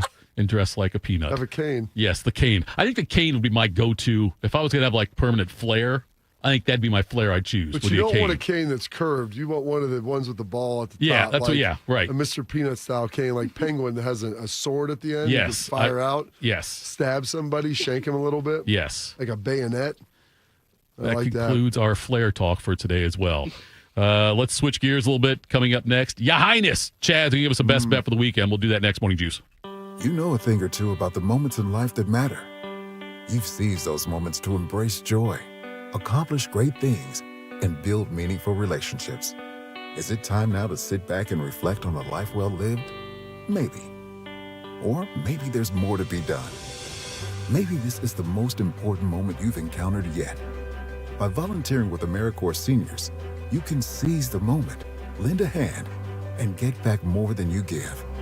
We connect you to local volunteer organizations with opportunities that fit your schedule and match your interests. Through AmeriCorps Seniors, you can support people in times of need and make your community stronger. You can become a companion to your older neighbors, brightening their days with friendship. You can even become a mentor for young people, serving as a role model and enriching their lives. Are you ready to seize your moment? Visit AmeriCorps.gov/yourmoment and get started today. Wrinkles, gray hair, and hearing loss are common signs of getting older. But being short of breath, having tightness in your chest, coughing, and wheezing are not. If you are experiencing these symptoms, you may be one of the millions of people who are living with a condition called COPD but don't know it. Early diagnosis and treatment can add years of better breathing to your life. For more information, talk to your doctor and visit copdfoundation.org today. Imagine home. The smell of coffee, the sound of a lawnmower, the sun's warmth on your face. Free to be yourself, surrounded by love that helps you grow. This is a place to call home. That's an American dream we all deserve. But in 50% of U.S. states, you could legally be denied housing if you are LGBTQ+. Get the facts and hear real stories at lovehasnolabels.com. Brought to you by Love Has No Labels and the Ad Council. Hey, Max, you look absolutely dashing in that purple tie. Ready to harness the world? You bet, Daisy. I'm ready as I'll ever be. And might I say, your purple tie really pops with your vest. Thanks. I almost went with a cape, but didn't want to come across as pretentious. Nonsense. Anyone in our line of work should rock a cape. You might be onto something, Max. Phew, so here we go. First day on the job. We've got this, right? Right. Don't forget, we both graduated from Dogs Inc. with honors. Which means I can guide my human around a busy city with ease. And I can give my human a restful night. I hope my human is kind and loving. And I hope mine likes wet kisses and zoomies. Ready to make a difference? Born ready. Let's go. Discover how extraordinary dogs like Daisy and Max change lives at no cost to the recipients. Visit dogsinc.org. Bobby played for the Dallas Cowboys. Tito wears assless chaps. I'm dead sexy. You're locked into Morning Juice. Morning Juice. Tito, Bobby Carpenter, Bodie Wells. This guy coming up now. Helping you win your sports bets. This is Top Picks on Morning Juice. Top Picks is powered by WeWinYouWin.com. Built by winners for winners. Stop guessing and start cashing. All right, you see him there on the YouTube screen. He's Ya Highness Chad. Chad's been on a roll as of late with us the last 2 weeks, and we asked him to kind of put a best bet out there for us and for the listeners. And 2 weeks ago, he hit it with the UFC fight. Hit it very early in that one, called it perfectly. Last week, he hit with the hot dog eating contest bet. Made money on that one as well. And now he's back with us to give us a best bet and also some looks at the National Football League futures bets there. How are you doing today, my friend? Fabulous. And I would just like to start off with a G-O-O-D. Good morning, my Juice says. How are we doing this morning? It's a great day here in Columbus, and Yeah, you killed the bet again last week. I was following it and following the chat as he was like the updates you were giving every time with Chestnut where he was at and how many how close he was to hitting the bet. Gobbling those glizzies. Yes, and so good job by you. Let's start off with your best bet for this week. Then we'll dive into the NFL. So we have a UFC fight night tomorrow, Saturday. It's a free pay-per-view. By the way, I do want to plug this in real quick because I forgot last episode. My record keeper threw this over. I do have to put out a daily free play for those that are listening. Again, we're not looking for your money. I'm looking to put money in your pocket so then you can come sign up for the membership. But since I started this show, if you just followed on YouTube, our daily free play, $25 better should be up over $920. That's roughly over like 38 units. And again, that's one play a day. Yep. It's on YouTube. I post it every morning. They'll figure out why they call me Ya Highness. It'll make more sense to them. But the play I'm going to hit you with the UFC is going to be, let me pull it up here real quick. I got Steven Garcia. This will be on the main card. And depending on what book you use, it is worded a little bit differently. But essentially what we're doing is it's a decision no bet, or if the fight goes the distance, it's a void, you get your money back. So all that we're looking for is Steven Garcia to win before the final bell. The only way we lose this bet is if he loses inside the distance, right? Does this make sense? It's a little unique bet, but it's easily found on major books. Basically, Steven Garcia, the best odds right now I see is on FanDuel, minus 112. His opponent does tend to fade late. He's a high-volume guy. Like the last fight we had, he's a high-volume guy and a high knockout. I want to say off the top of my head, it was like 82% of his fights finish through before the final bell. So we're going to do the first, if those paying attention, the 5% we did on the first UFC, we did 3% on the hot dog. We're going to slide somewhere in the middle of there, around a 4% play here for those that are paying attention. But what I love about this is it's low risk. If we don't have to worry about the judges, because sometimes in the UFC, I don't trust the judges. So if it goes to the scorecard, we just get our money back. We only win this bet or lose this bet is if it finishes before the final bell. And we really like Steven Garcia to win. All right, we'll keep an eye on that one. Good. Let's dive into some NFL futures bets. Are we going to the East this week? You know what? Geographically, you were on point, Bobby. You were on point. By the way, when I was a kid, it was never eat soggy waffles. How did you guys do? Yes, that's saying yes. Never eat soggy waffles. Yep, northeast, southwest. But I'd say right so now. we started in the South. Yeah.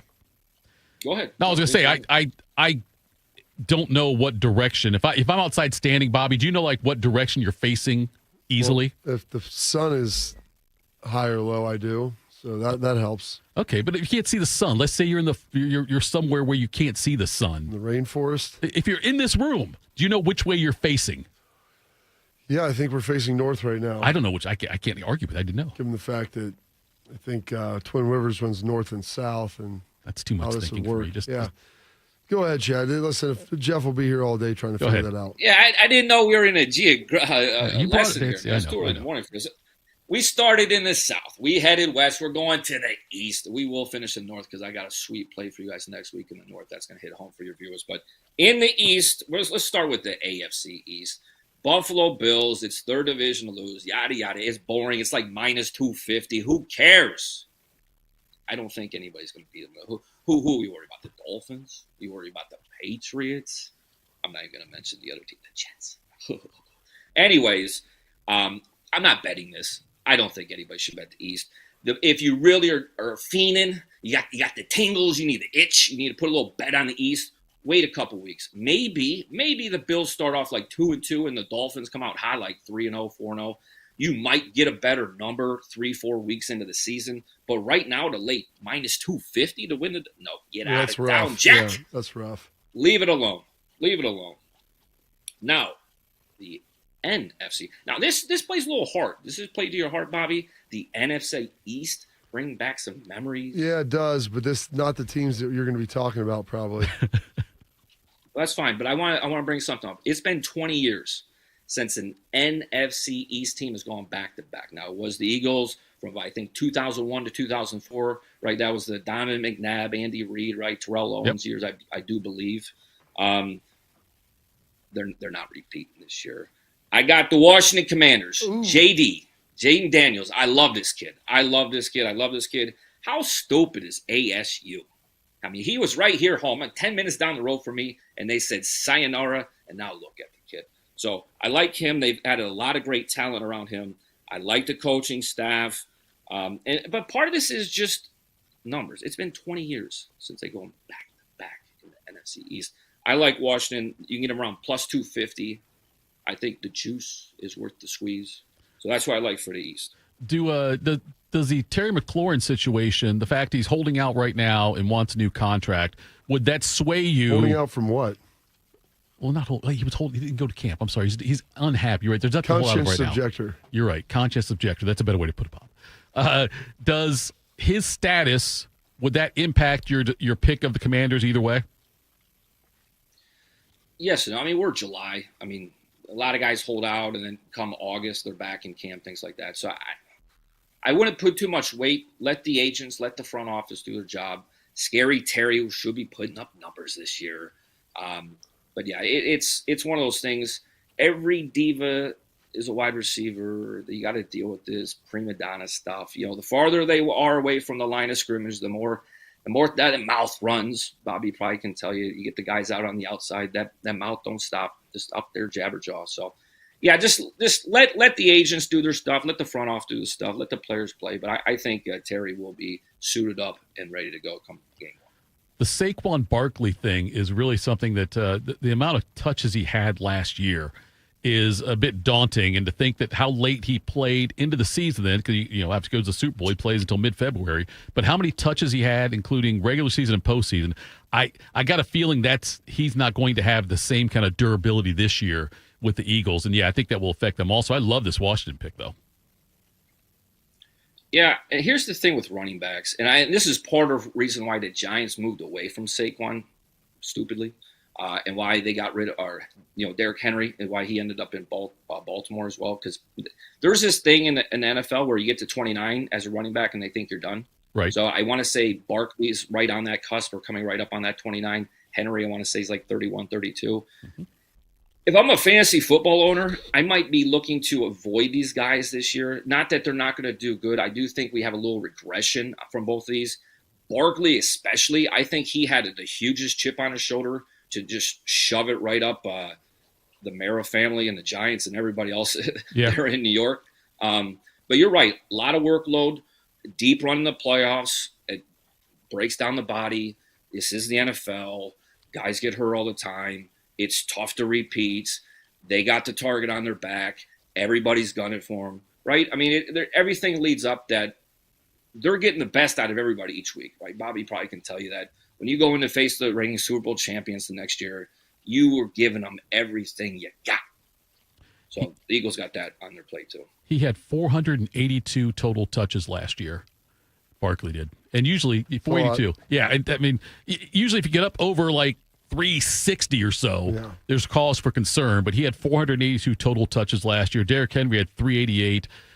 Gibbs for Detroit had 322. So, the Barkley thing, though, is certainly something to keep an eye on. But good call by the Commanders, and we're going to keep an eye on your best bet, WeWinYouWin.com. Anything else you want to plug? Yeah, real quick, this name came to mind, DeMarco Murray. Mm-hmm. That just name flashed in my head. DeMarco Murray, Saquon Barkley, same thing, right? I mean, DeMarco Murray had some huge years and then fell off pretty quick. I would expect to see that maybe with Henry and Barkley here in the next couple of years. Anyways, guys, I don't have anything else. Let's make a lot of money. I'll see you back next week with the NFC, AFC North. Yep. Might have a little. I got something special planned for next week, so I hope everybody tunes in for the hometown teams. He's Ya Highness. There's a reason for it. Free play every day he puts out there on YouTube. Check it out. You can make some money. Thanks for the time, brother. We appreciate it. Jump on the right foot, do the wrong thing. Outie! All right, that was Ya Highness Chad. Bringing juice in the morning there, Bob. Oh, yeah, a lot of juice. You want to play some of this Keenan Bailey sound? Let's do that. What do you got for us today, Bob? What do you mean, what do I got for us? I know you got Keenan Bailey sound. I'm saying, are you going to lead into it? I don't have any. I don't have the list of what's in there. Okay. It's on this. Is it not on the deal? I don't have on the I got you if you need it, Carl. Yeah, I can't call usually, up that. Yeah, I don't also want to send a huge shout out to Brandon Beam. Bobby, you texted me yesterday, asked he'd to cut some of cut it this all up, up? and an hour later, Beamer emailed me. He said, "Hey, sound in there for the dad." There we go. Bless your heart, Beamer.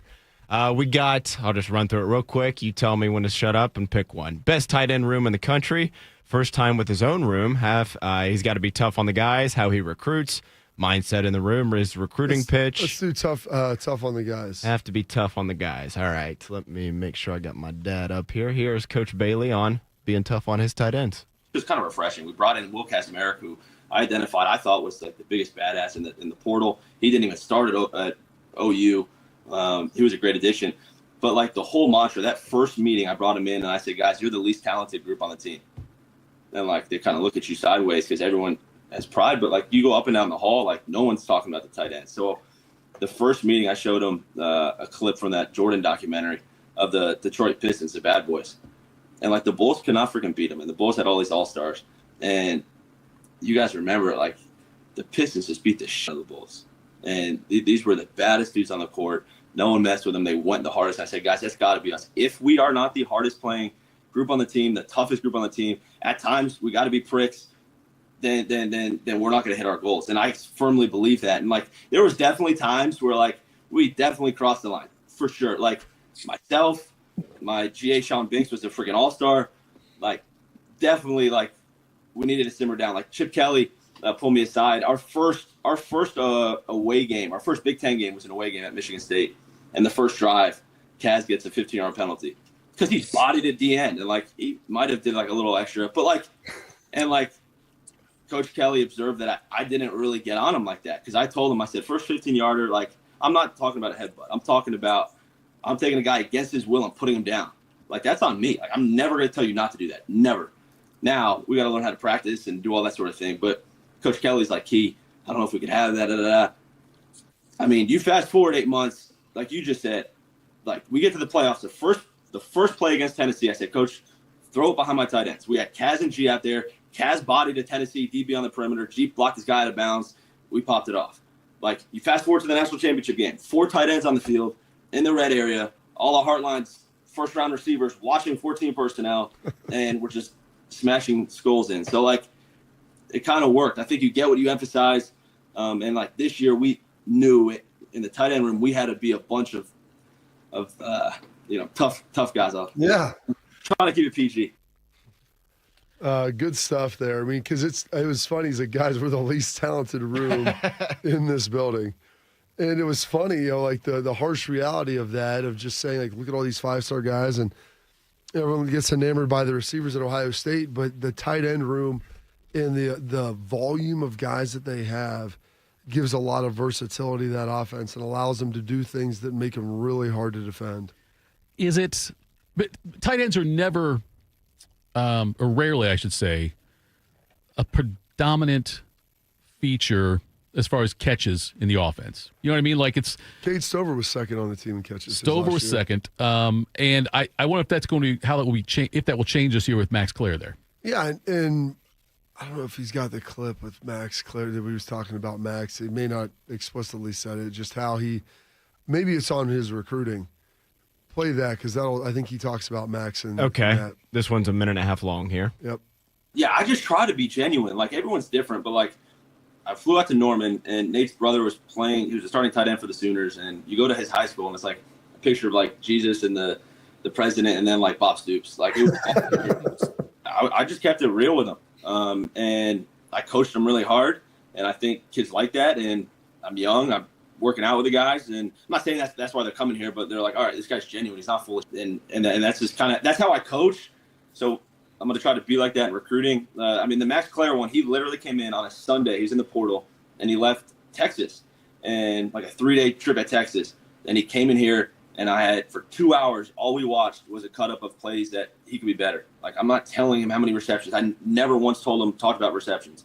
We watched a cut-up of him, and I'm like, what are you doing here? This is awful. Like, the technique is not good. And like, you want to be the best tight end in the country? And then also, like, I showed him, here's the drill I would do, practice at. And it's me with Jackson Smith and Jigba and Emeka Egbuka and Cade Stover, and he's like, so I had a plan. Here's how I'm going to develop you, but like, it was just authentic. We never talked about targets. I'm like, this is how I coach. I show them, Bobby, how I act at match drills. They see me yelling at practice, or like, there's no surprises when they get here, or else they're going to be in the portal in like 6 months. They're going to be like, Mom, Dad, this crazy redhead guy's calling me all these names, and he doesn't leave the Woody, and I want to transfer. And so that's how you do it. That's how you bring them in, man. Like Max Clare came here. I mean, he was at Texas. Not about targets. How many catches do you think you're going to get? Yeah, Purdue, right? Yeah, Purdue. Purdue. Yeah. It's, you might not get 100 targets here, right? But you're going to be a better player. And one of the other things that he talked about, he's like, I can promise you this: you're always going to get single coverage. It's like because they're always going to double the guys on the outside. So it's going to be a good situation for you. But we're going to make you tough. You're going to learn how to block. Schlegs brought up last year, they were doing individual drill. Everybody was practicing inside. They went and did their individual session, which is probably 15 minutes, outside during the CFP run every day. Really? Yeah, they'd go outside in the snow and in the cold and go get after it. It is an amazing. I rarely hear anything negative about the tight ends that get drafted out of Ohio State. Oh, they're always great. When they get to the NFL, because they do block. They learn how to block. They might not put up the crazy numbers that some other tight ends do, and they'll probably never it's very tough to get recognition as a tight end at Ohio State because of the... Stover was the first Mackey finalist we'd ever had. Was he really? Yeah. First one? Okay. That was per Keenan. I'm going to take his word on that. I think he would know. I'm trying to think who... Yeah, John Frank was a great tight end at Ohio State. He was very good. He went on to play for the 49ers. He's a doctor now somewhere. I don't know if he's here in town or not. But Dr. Love, I think, is what I think that's what it is. John Frank. I can't think of anyone else. Another great tight end out of Ohio State. Here's what we need to do. Let's take a quick break on this because we've got What's Got You Juiced, and I want to get to the deal with Schlegs and Keenan's first interaction, which is unbelievable. We'll have that coming up here next on the Morning Juice. Hey, it's Bobby Carpenter. I know what it's like to be stuck in that cycle of pain where you're trying to get better. You keep going to the doctor, steroid shots, surgeries. Do not go down that road anymore. Go see my friends at QC Kinetics. They will help treat you without going under the knife and without the meds. QC Kinetics are the leaders in regenerative medicine to help your body heal itself. And I should know, I've been a client there, and they helped me with my knee get back to the running in the summer and go on whitewater rafting and all of the things that you enjoy. And this is the critical part about my friends with QC. 92% of patients report satisfaction with their results. That's peace of mind. It's not just a number. They're trying to help you. They're the second opinion that you're looking for to keep you from getting under the knife. To find out if you're a good candidate, go check them out at qckinetics.com/Columbus. The consultation is free, or call 380-284544. That's 380-284544. They have offices all over Central Ohio. So go check them out. It's been a real journey since 2014. When I first had my injury, I realized that my home was just not working for me and that it was time to ask for help. Homes for Our Troops is really giving me my life back. The shower allows me to go in and turn around with my chair, pull down storage racks, automated door systems, hours of my morning given back to me. Adaptive sports are a huge part of my life, a huge part of my healing journey as well. Homes for Our Troops helped with making sure that I had a home gym so that I can continue to train. This past year, I was able to host Thanksgiving in my home. And it was the first time I was able to have my whole family in one place, and I was able to contribute to the meal. There are a lot more veterans in need, and Homes for Our Troops is going to be there to help them too. Homes for Our Troops builds and donates specially adapted custom homes nationwide for severely injured post 9/11 veterans and enables them to rebuild their lives. Join our mission at hfotusa.org. You wanted to be cool, which led you to smoking, which led to a pack a day. Then you met that special someone, which led to starting a life with them, which led to wanting to live longer, which led to quitting. Then you heard you may be at risk for lung cancer, which led you to getting a low-dose CT scan. If you smoked, get scanned. Talk to your doctor and learn more at savedbythescan.org. Brought to you by the American Lung Association and the Ad Council. For the past 100 years, Shriners Children's has become family to over 1.5 million kids. In tough times and good times, they're there when we need them most. Please go online right now to loveshriners.org. What would it take for my child to only miss half a day of school for treatment? What would it take to find a cure for childhood cancer? It would take all of us to come together to support the research. Join us. Go to childrenscancer.org today. One man is a national champion, NFL veteran, and local business leader. The other man is Tito. This is Morning Juice. Sponsored by Riverside Bank of Dublin. Here's Bobby and Tito. So, just previewing this a little bit. I talked to Keenan Bailey yesterday, me and Schlegs and I, and him and Schlegs.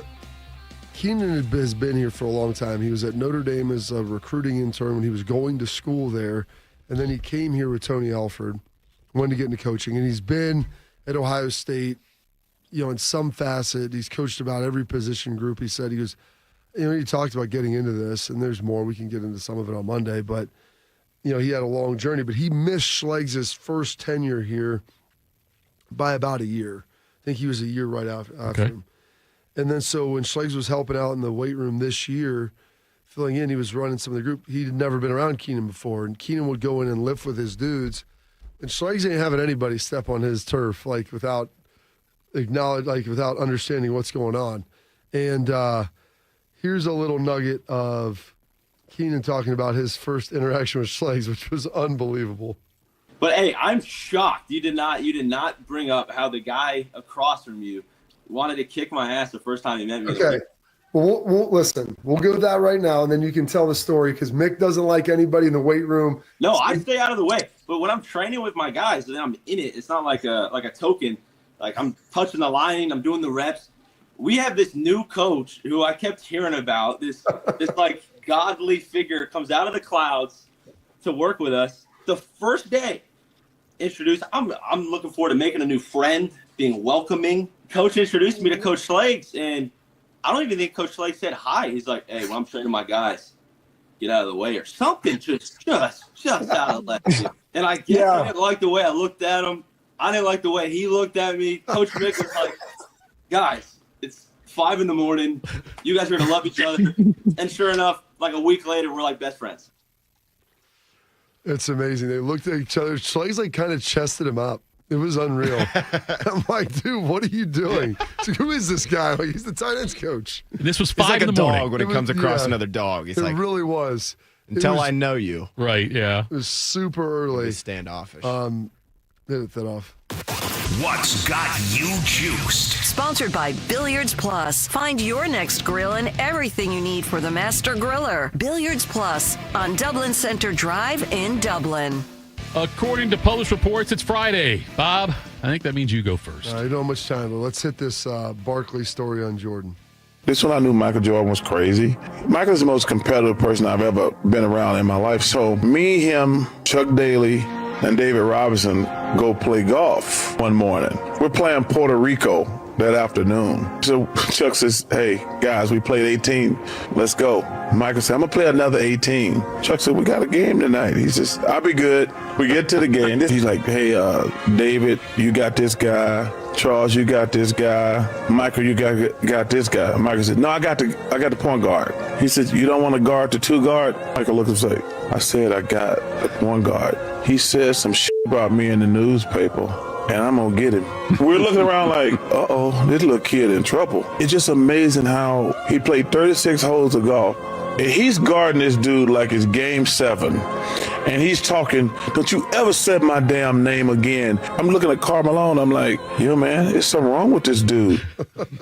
I saw that. I was like, that is amazing. And the ultimate competitor got me juiced here on this Friday, July 11th, heading into the weekend.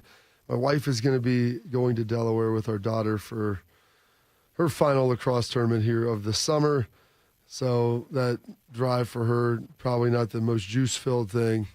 But good luck to her and Godspeed as she gets that done. I'm going to have fun State here. of Delaware. The state of Delaware. Okay. I'll just say. Yeah, Delaware, Ohio doesn't constitute. I'm going to honestly say, when you said that at first, I was like, what's the big deal? But that makes more sense. I'm on board with that now. Delaware, the state. All the LACs is played on the East Coast, so they've got that. And then we've got swim championships for my youngest son tomorrow, so I'll have to make sure I can squire him about and get him there. Bodie, what Schlegs got to say? High GSF.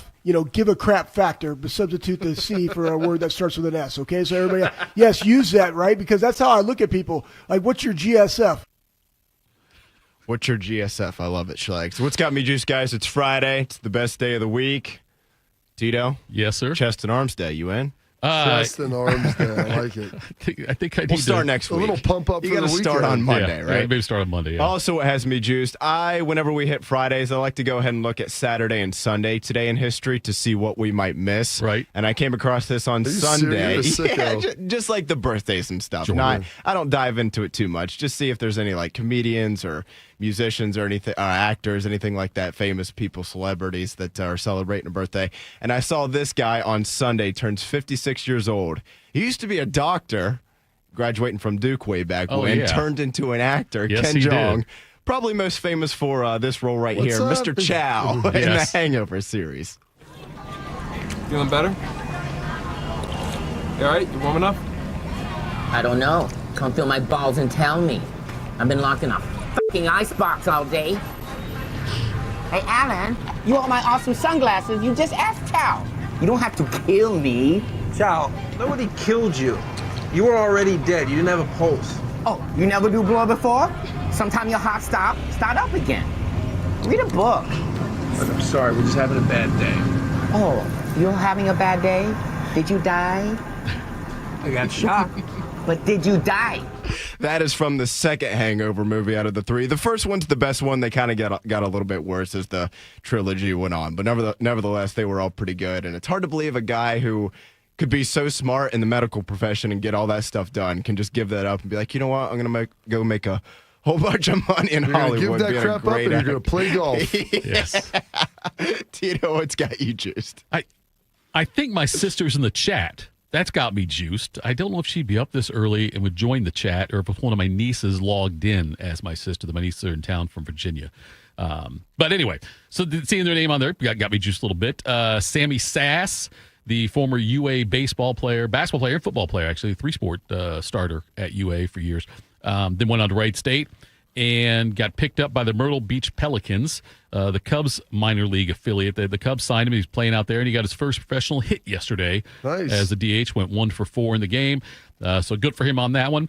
Where's Caleb's championships this weekend? Over at Arlington. Okay. In the high school, yeah. Yeah, Charlotte's, we're headed to Bowling Green for the weekend. That sounds terrible. So she's got swimming this weekend, Saturday and Sunday. She's got some events those days, so we're excited about that. It's her last, unless she qualifies for the JOs, it's her last meet of the season. And also, it's a major on Sunday, Bob. Columbus Major out at Darby Creek. Me and the boys heading out there. It's the what leg is this? This is the third one. This is the out of town open. And we've got 12 players in it, so it's going to be a lot of fun out there. A little smaller field than a recent majors, but it'll be 12 So you're people. not going to Bowling Green? I am going to Bowling Green. I'm going to leave Sunday morning after our first event and drive back down here for the major. I think we tee off That's around important. You don't want to 1 miss o'clock. the majors. No, Bob. Not for a kids event. Bob, Playing through some adversity too. Listen, could be lack of sleep, the drive could, you know what get that you a little is? cold. A lot of excuses. So, yeah, I'm just saying, if you win though. Oh yeah, if I win, yeah, and that's the thing. That's only like every time I win one of these majors. I haven't won one now for a few years. But whenever I win the next one, I automatically become the oldest major winner ever in our group because no one's older than me. You know what Tom What Brady about once Phil? told me? And yeah, What Tom Brady tell you? You know what a ring is the best one? What's that? The next one. The next one. But we got that going on this weekend, so that'll be fun. Yeah, she's got to meet. We got an event early on Sunday, and then I'm heading down to Darby Creek. I love Darby Creek. Darby Creek's a wonderful course. It's in great shape all the time. But I love doing that. So we got that going on this weekend. This will be our 72nd major, I believe, that we've had. 72nd, number 72. How many do you have a year? 4 every year. Okay, so you do 4 every year. Yeah. Nice. And I've only missed 2 of the 72. I missed 1 because I was filling in on Man and Bone. For work? Yes, I missed 1 you do for them work. On a weekday? We did this one on a weekday. It was a makeup event, I believe. And then the day-night doubleheader. The other one I missed was because of the ankle injury I suffered a couple years ago at a graduation party. Oh, so when Bruise Tiger on the leg. When Tiger Woods can walk out there with a broken leg and win a U.S. Open, Bob, that's when I had to borrow your famous boot. That's when I had to borrow the boot was when that accident happened. I remember that. Yes. So why didn't you play in the boot? I couldn't play in the boot. You can't get any kind of rotation. You can't. Well, You chose not to. Where's the ankle? I like this. Coach Bodie over here is getting it done. What if he plays? I don't understand her. Can he hurt it any worse? It'd be very painful. Yeah, it was painful for me. I couldn't have swung. I couldn't have played golf in the boot. It would have been a great story. I couldn't drive in the boot. Candy ass. Yeah, that's basically it. Anyway. So you're telling me golf? I mean, you're just standing there. I understand, but you still gotta be able to get rotation with the feet, with the legs. I can't just stand there and not move. I mean, okay, you've made your case. I'm just saying. So anyway, that's this weekend. So Tiger had a broken leg. That's fine. Willis Reed went out there. Willis Reed torn quad muscle. Willis Reed went out there. Gave and him played. a few minutes. Inspired everybody. You know how many minutes he played? Not a lot, 24. just a few. 24. Oh gosh, okay, way more than I thought. I thought it was only a handful. He only scored 2 buckets. Okay, The first 2 of the game, and I thought he went out after that, but he did. Thitoff pulled this. We were talking with Shark because it was his birthday. I thought the same thing. I don't know, about 3 or 4 weeks ago, and he dropped it out there, and I was like, wow. Yeah, I thought it was only 5-6. That's what I thought. I thought I came in, made a couple buckets, and got out. But yeah, he ended up. How did they win? Right. That's like, how did the Lakers not be like, you know what, we're just going to go ISO and we're going to attack that guy every that's all time? you gotta do every time. Right. Because he had a little bit of toughness about it. That's true. Right. Fair point. Magacom Popcorn said stationary feet. Hold on. Can you read that one more time? Magacom. Yeah, that's his name. Popcorn, that's his name. Very active chatter. Stationary feet, That's top great. heavy, not a good combo. That's fair. That's very right. You're very right. Very right on that one. Top heavy. Yes. That sounds more like a choice than I tell you, it's a polite way of just saying I'm fat. Nowadays, though. A little slimmer. Yeah, Getting that wouldn't there. be the case. Yes. All right. Thanks so much for tuning in all week, folks. We really do appreciate it. Couldn't do the juice without you guys in the chat. We appreciate it, and we will talk to you again on Monday. Morning Juice. Bobby Carpenter here with the Riverside Bank of Dublin Sports Money Report. Ozzie and Daniel Silna made one of the greatest deals in NBA history. In the 70s, they owned the Spirits of St. Louis of the ABA. When the NBA and ABA merged, they offered the Silna brothers a couple of million to go away, but instead, the Silnas negotiated a piece of future television revenue. We all know how TV contracts are these days, and the Silna brothers made a total of $800 million from the NBA. Chuck Moore, CEO, and Travis Sanders, president of Riverside Bank of Dublin, talk about deal making for local businesses in our community. Thank you, Bobby. Being a local bank has its benefits. We have experience making deals in this town, and with our local processing and underwriting, we're agile enough to move at the speed of business. Travis, share how we treat our clients. We advise our clients on risk mitigation, long-term financial stability, and market conditions to help them make informed decisions. The Silnas knew something the MBA didn't. Let our experience and local expertise help guide you in your business. Tune in every day for the Riverside Bank of Dublin Sports Money Report. Visit their office at 6300 France Road in Dublin or online at riverside.bank. Member FDIC, Equal Housing Lender. When it comes to protecting your business, whether it's your staff, property, or assets, don't make a crucial mistake by contracting companies that provide subpar and unprofessional service. What you need is a security partner known for their unwavering professionalism and unmatched reliability. You need Event Risk. Event Risk is a U.S.-based, veteran-owned company that not only specializes in on-site guarding, but also offers armed security associates and executive protection agents. Event Risk, elite protection for your peace of mind. Hello, my name is Eric Rose, CEO and founder of Event Risk Security Services. We are a U.S.-based, veteran-owned company providing protection services and consulting to Fortune 500 corporations, movie studios, celebrities, and high-net-worth individuals. If you're tired of fluff margins with low compensation for poor quality security officers and the endless revolving door of vendor staffing, then give us a try. For virtually the same cost, we can then address what keeps you up at night. Visit eventriskinc.com. Hey, it's Bobby Carpenter. I know what it's like to be stuck in that cycle of pain where you're trying to get better. You keep going to the doctor, steroid shots, surgeries. Do not go down that road anymore. Go see my friends at QC Kinetics. They will help treat you without going under the knife and without the meds. QC Kinetics are the leaders in regenerative medicine to help your body heal itself. And I should know, I've been a client there and they helped me with my knee get back to the running in the summer and going whitewater rafting and all of the things that you enjoy. And this is the critical part about my friends with QC. 92% of patients report satisfaction with their results. That's peace of mind. It's not just a number. They're trying to help you. They're the second opinion that you're looking for to keep you from getting under the knife. To find out if you're a good candidate, go check them out at qckinetics.com/Columbus. The consultation is free, or call 380-2845-44. That's 380-2845-44. They have offices all over Central Ohio. So go check them out. Proud to be your go-to sports addiction. WBNS, WBNS FM, HD3 Columbus. The Fan 3, Ohio sports destination.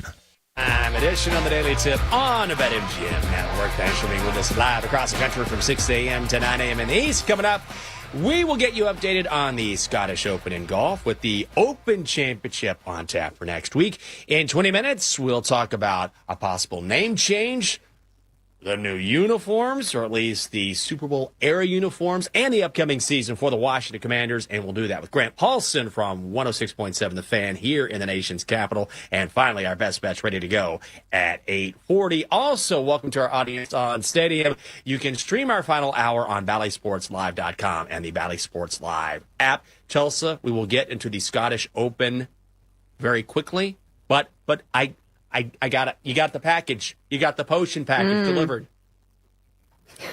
Yes, finally. So here's the drama that's been happening at our household. So I ordered a fairy potion kit for my 5-year-old, and Amazon said your package has been delivered.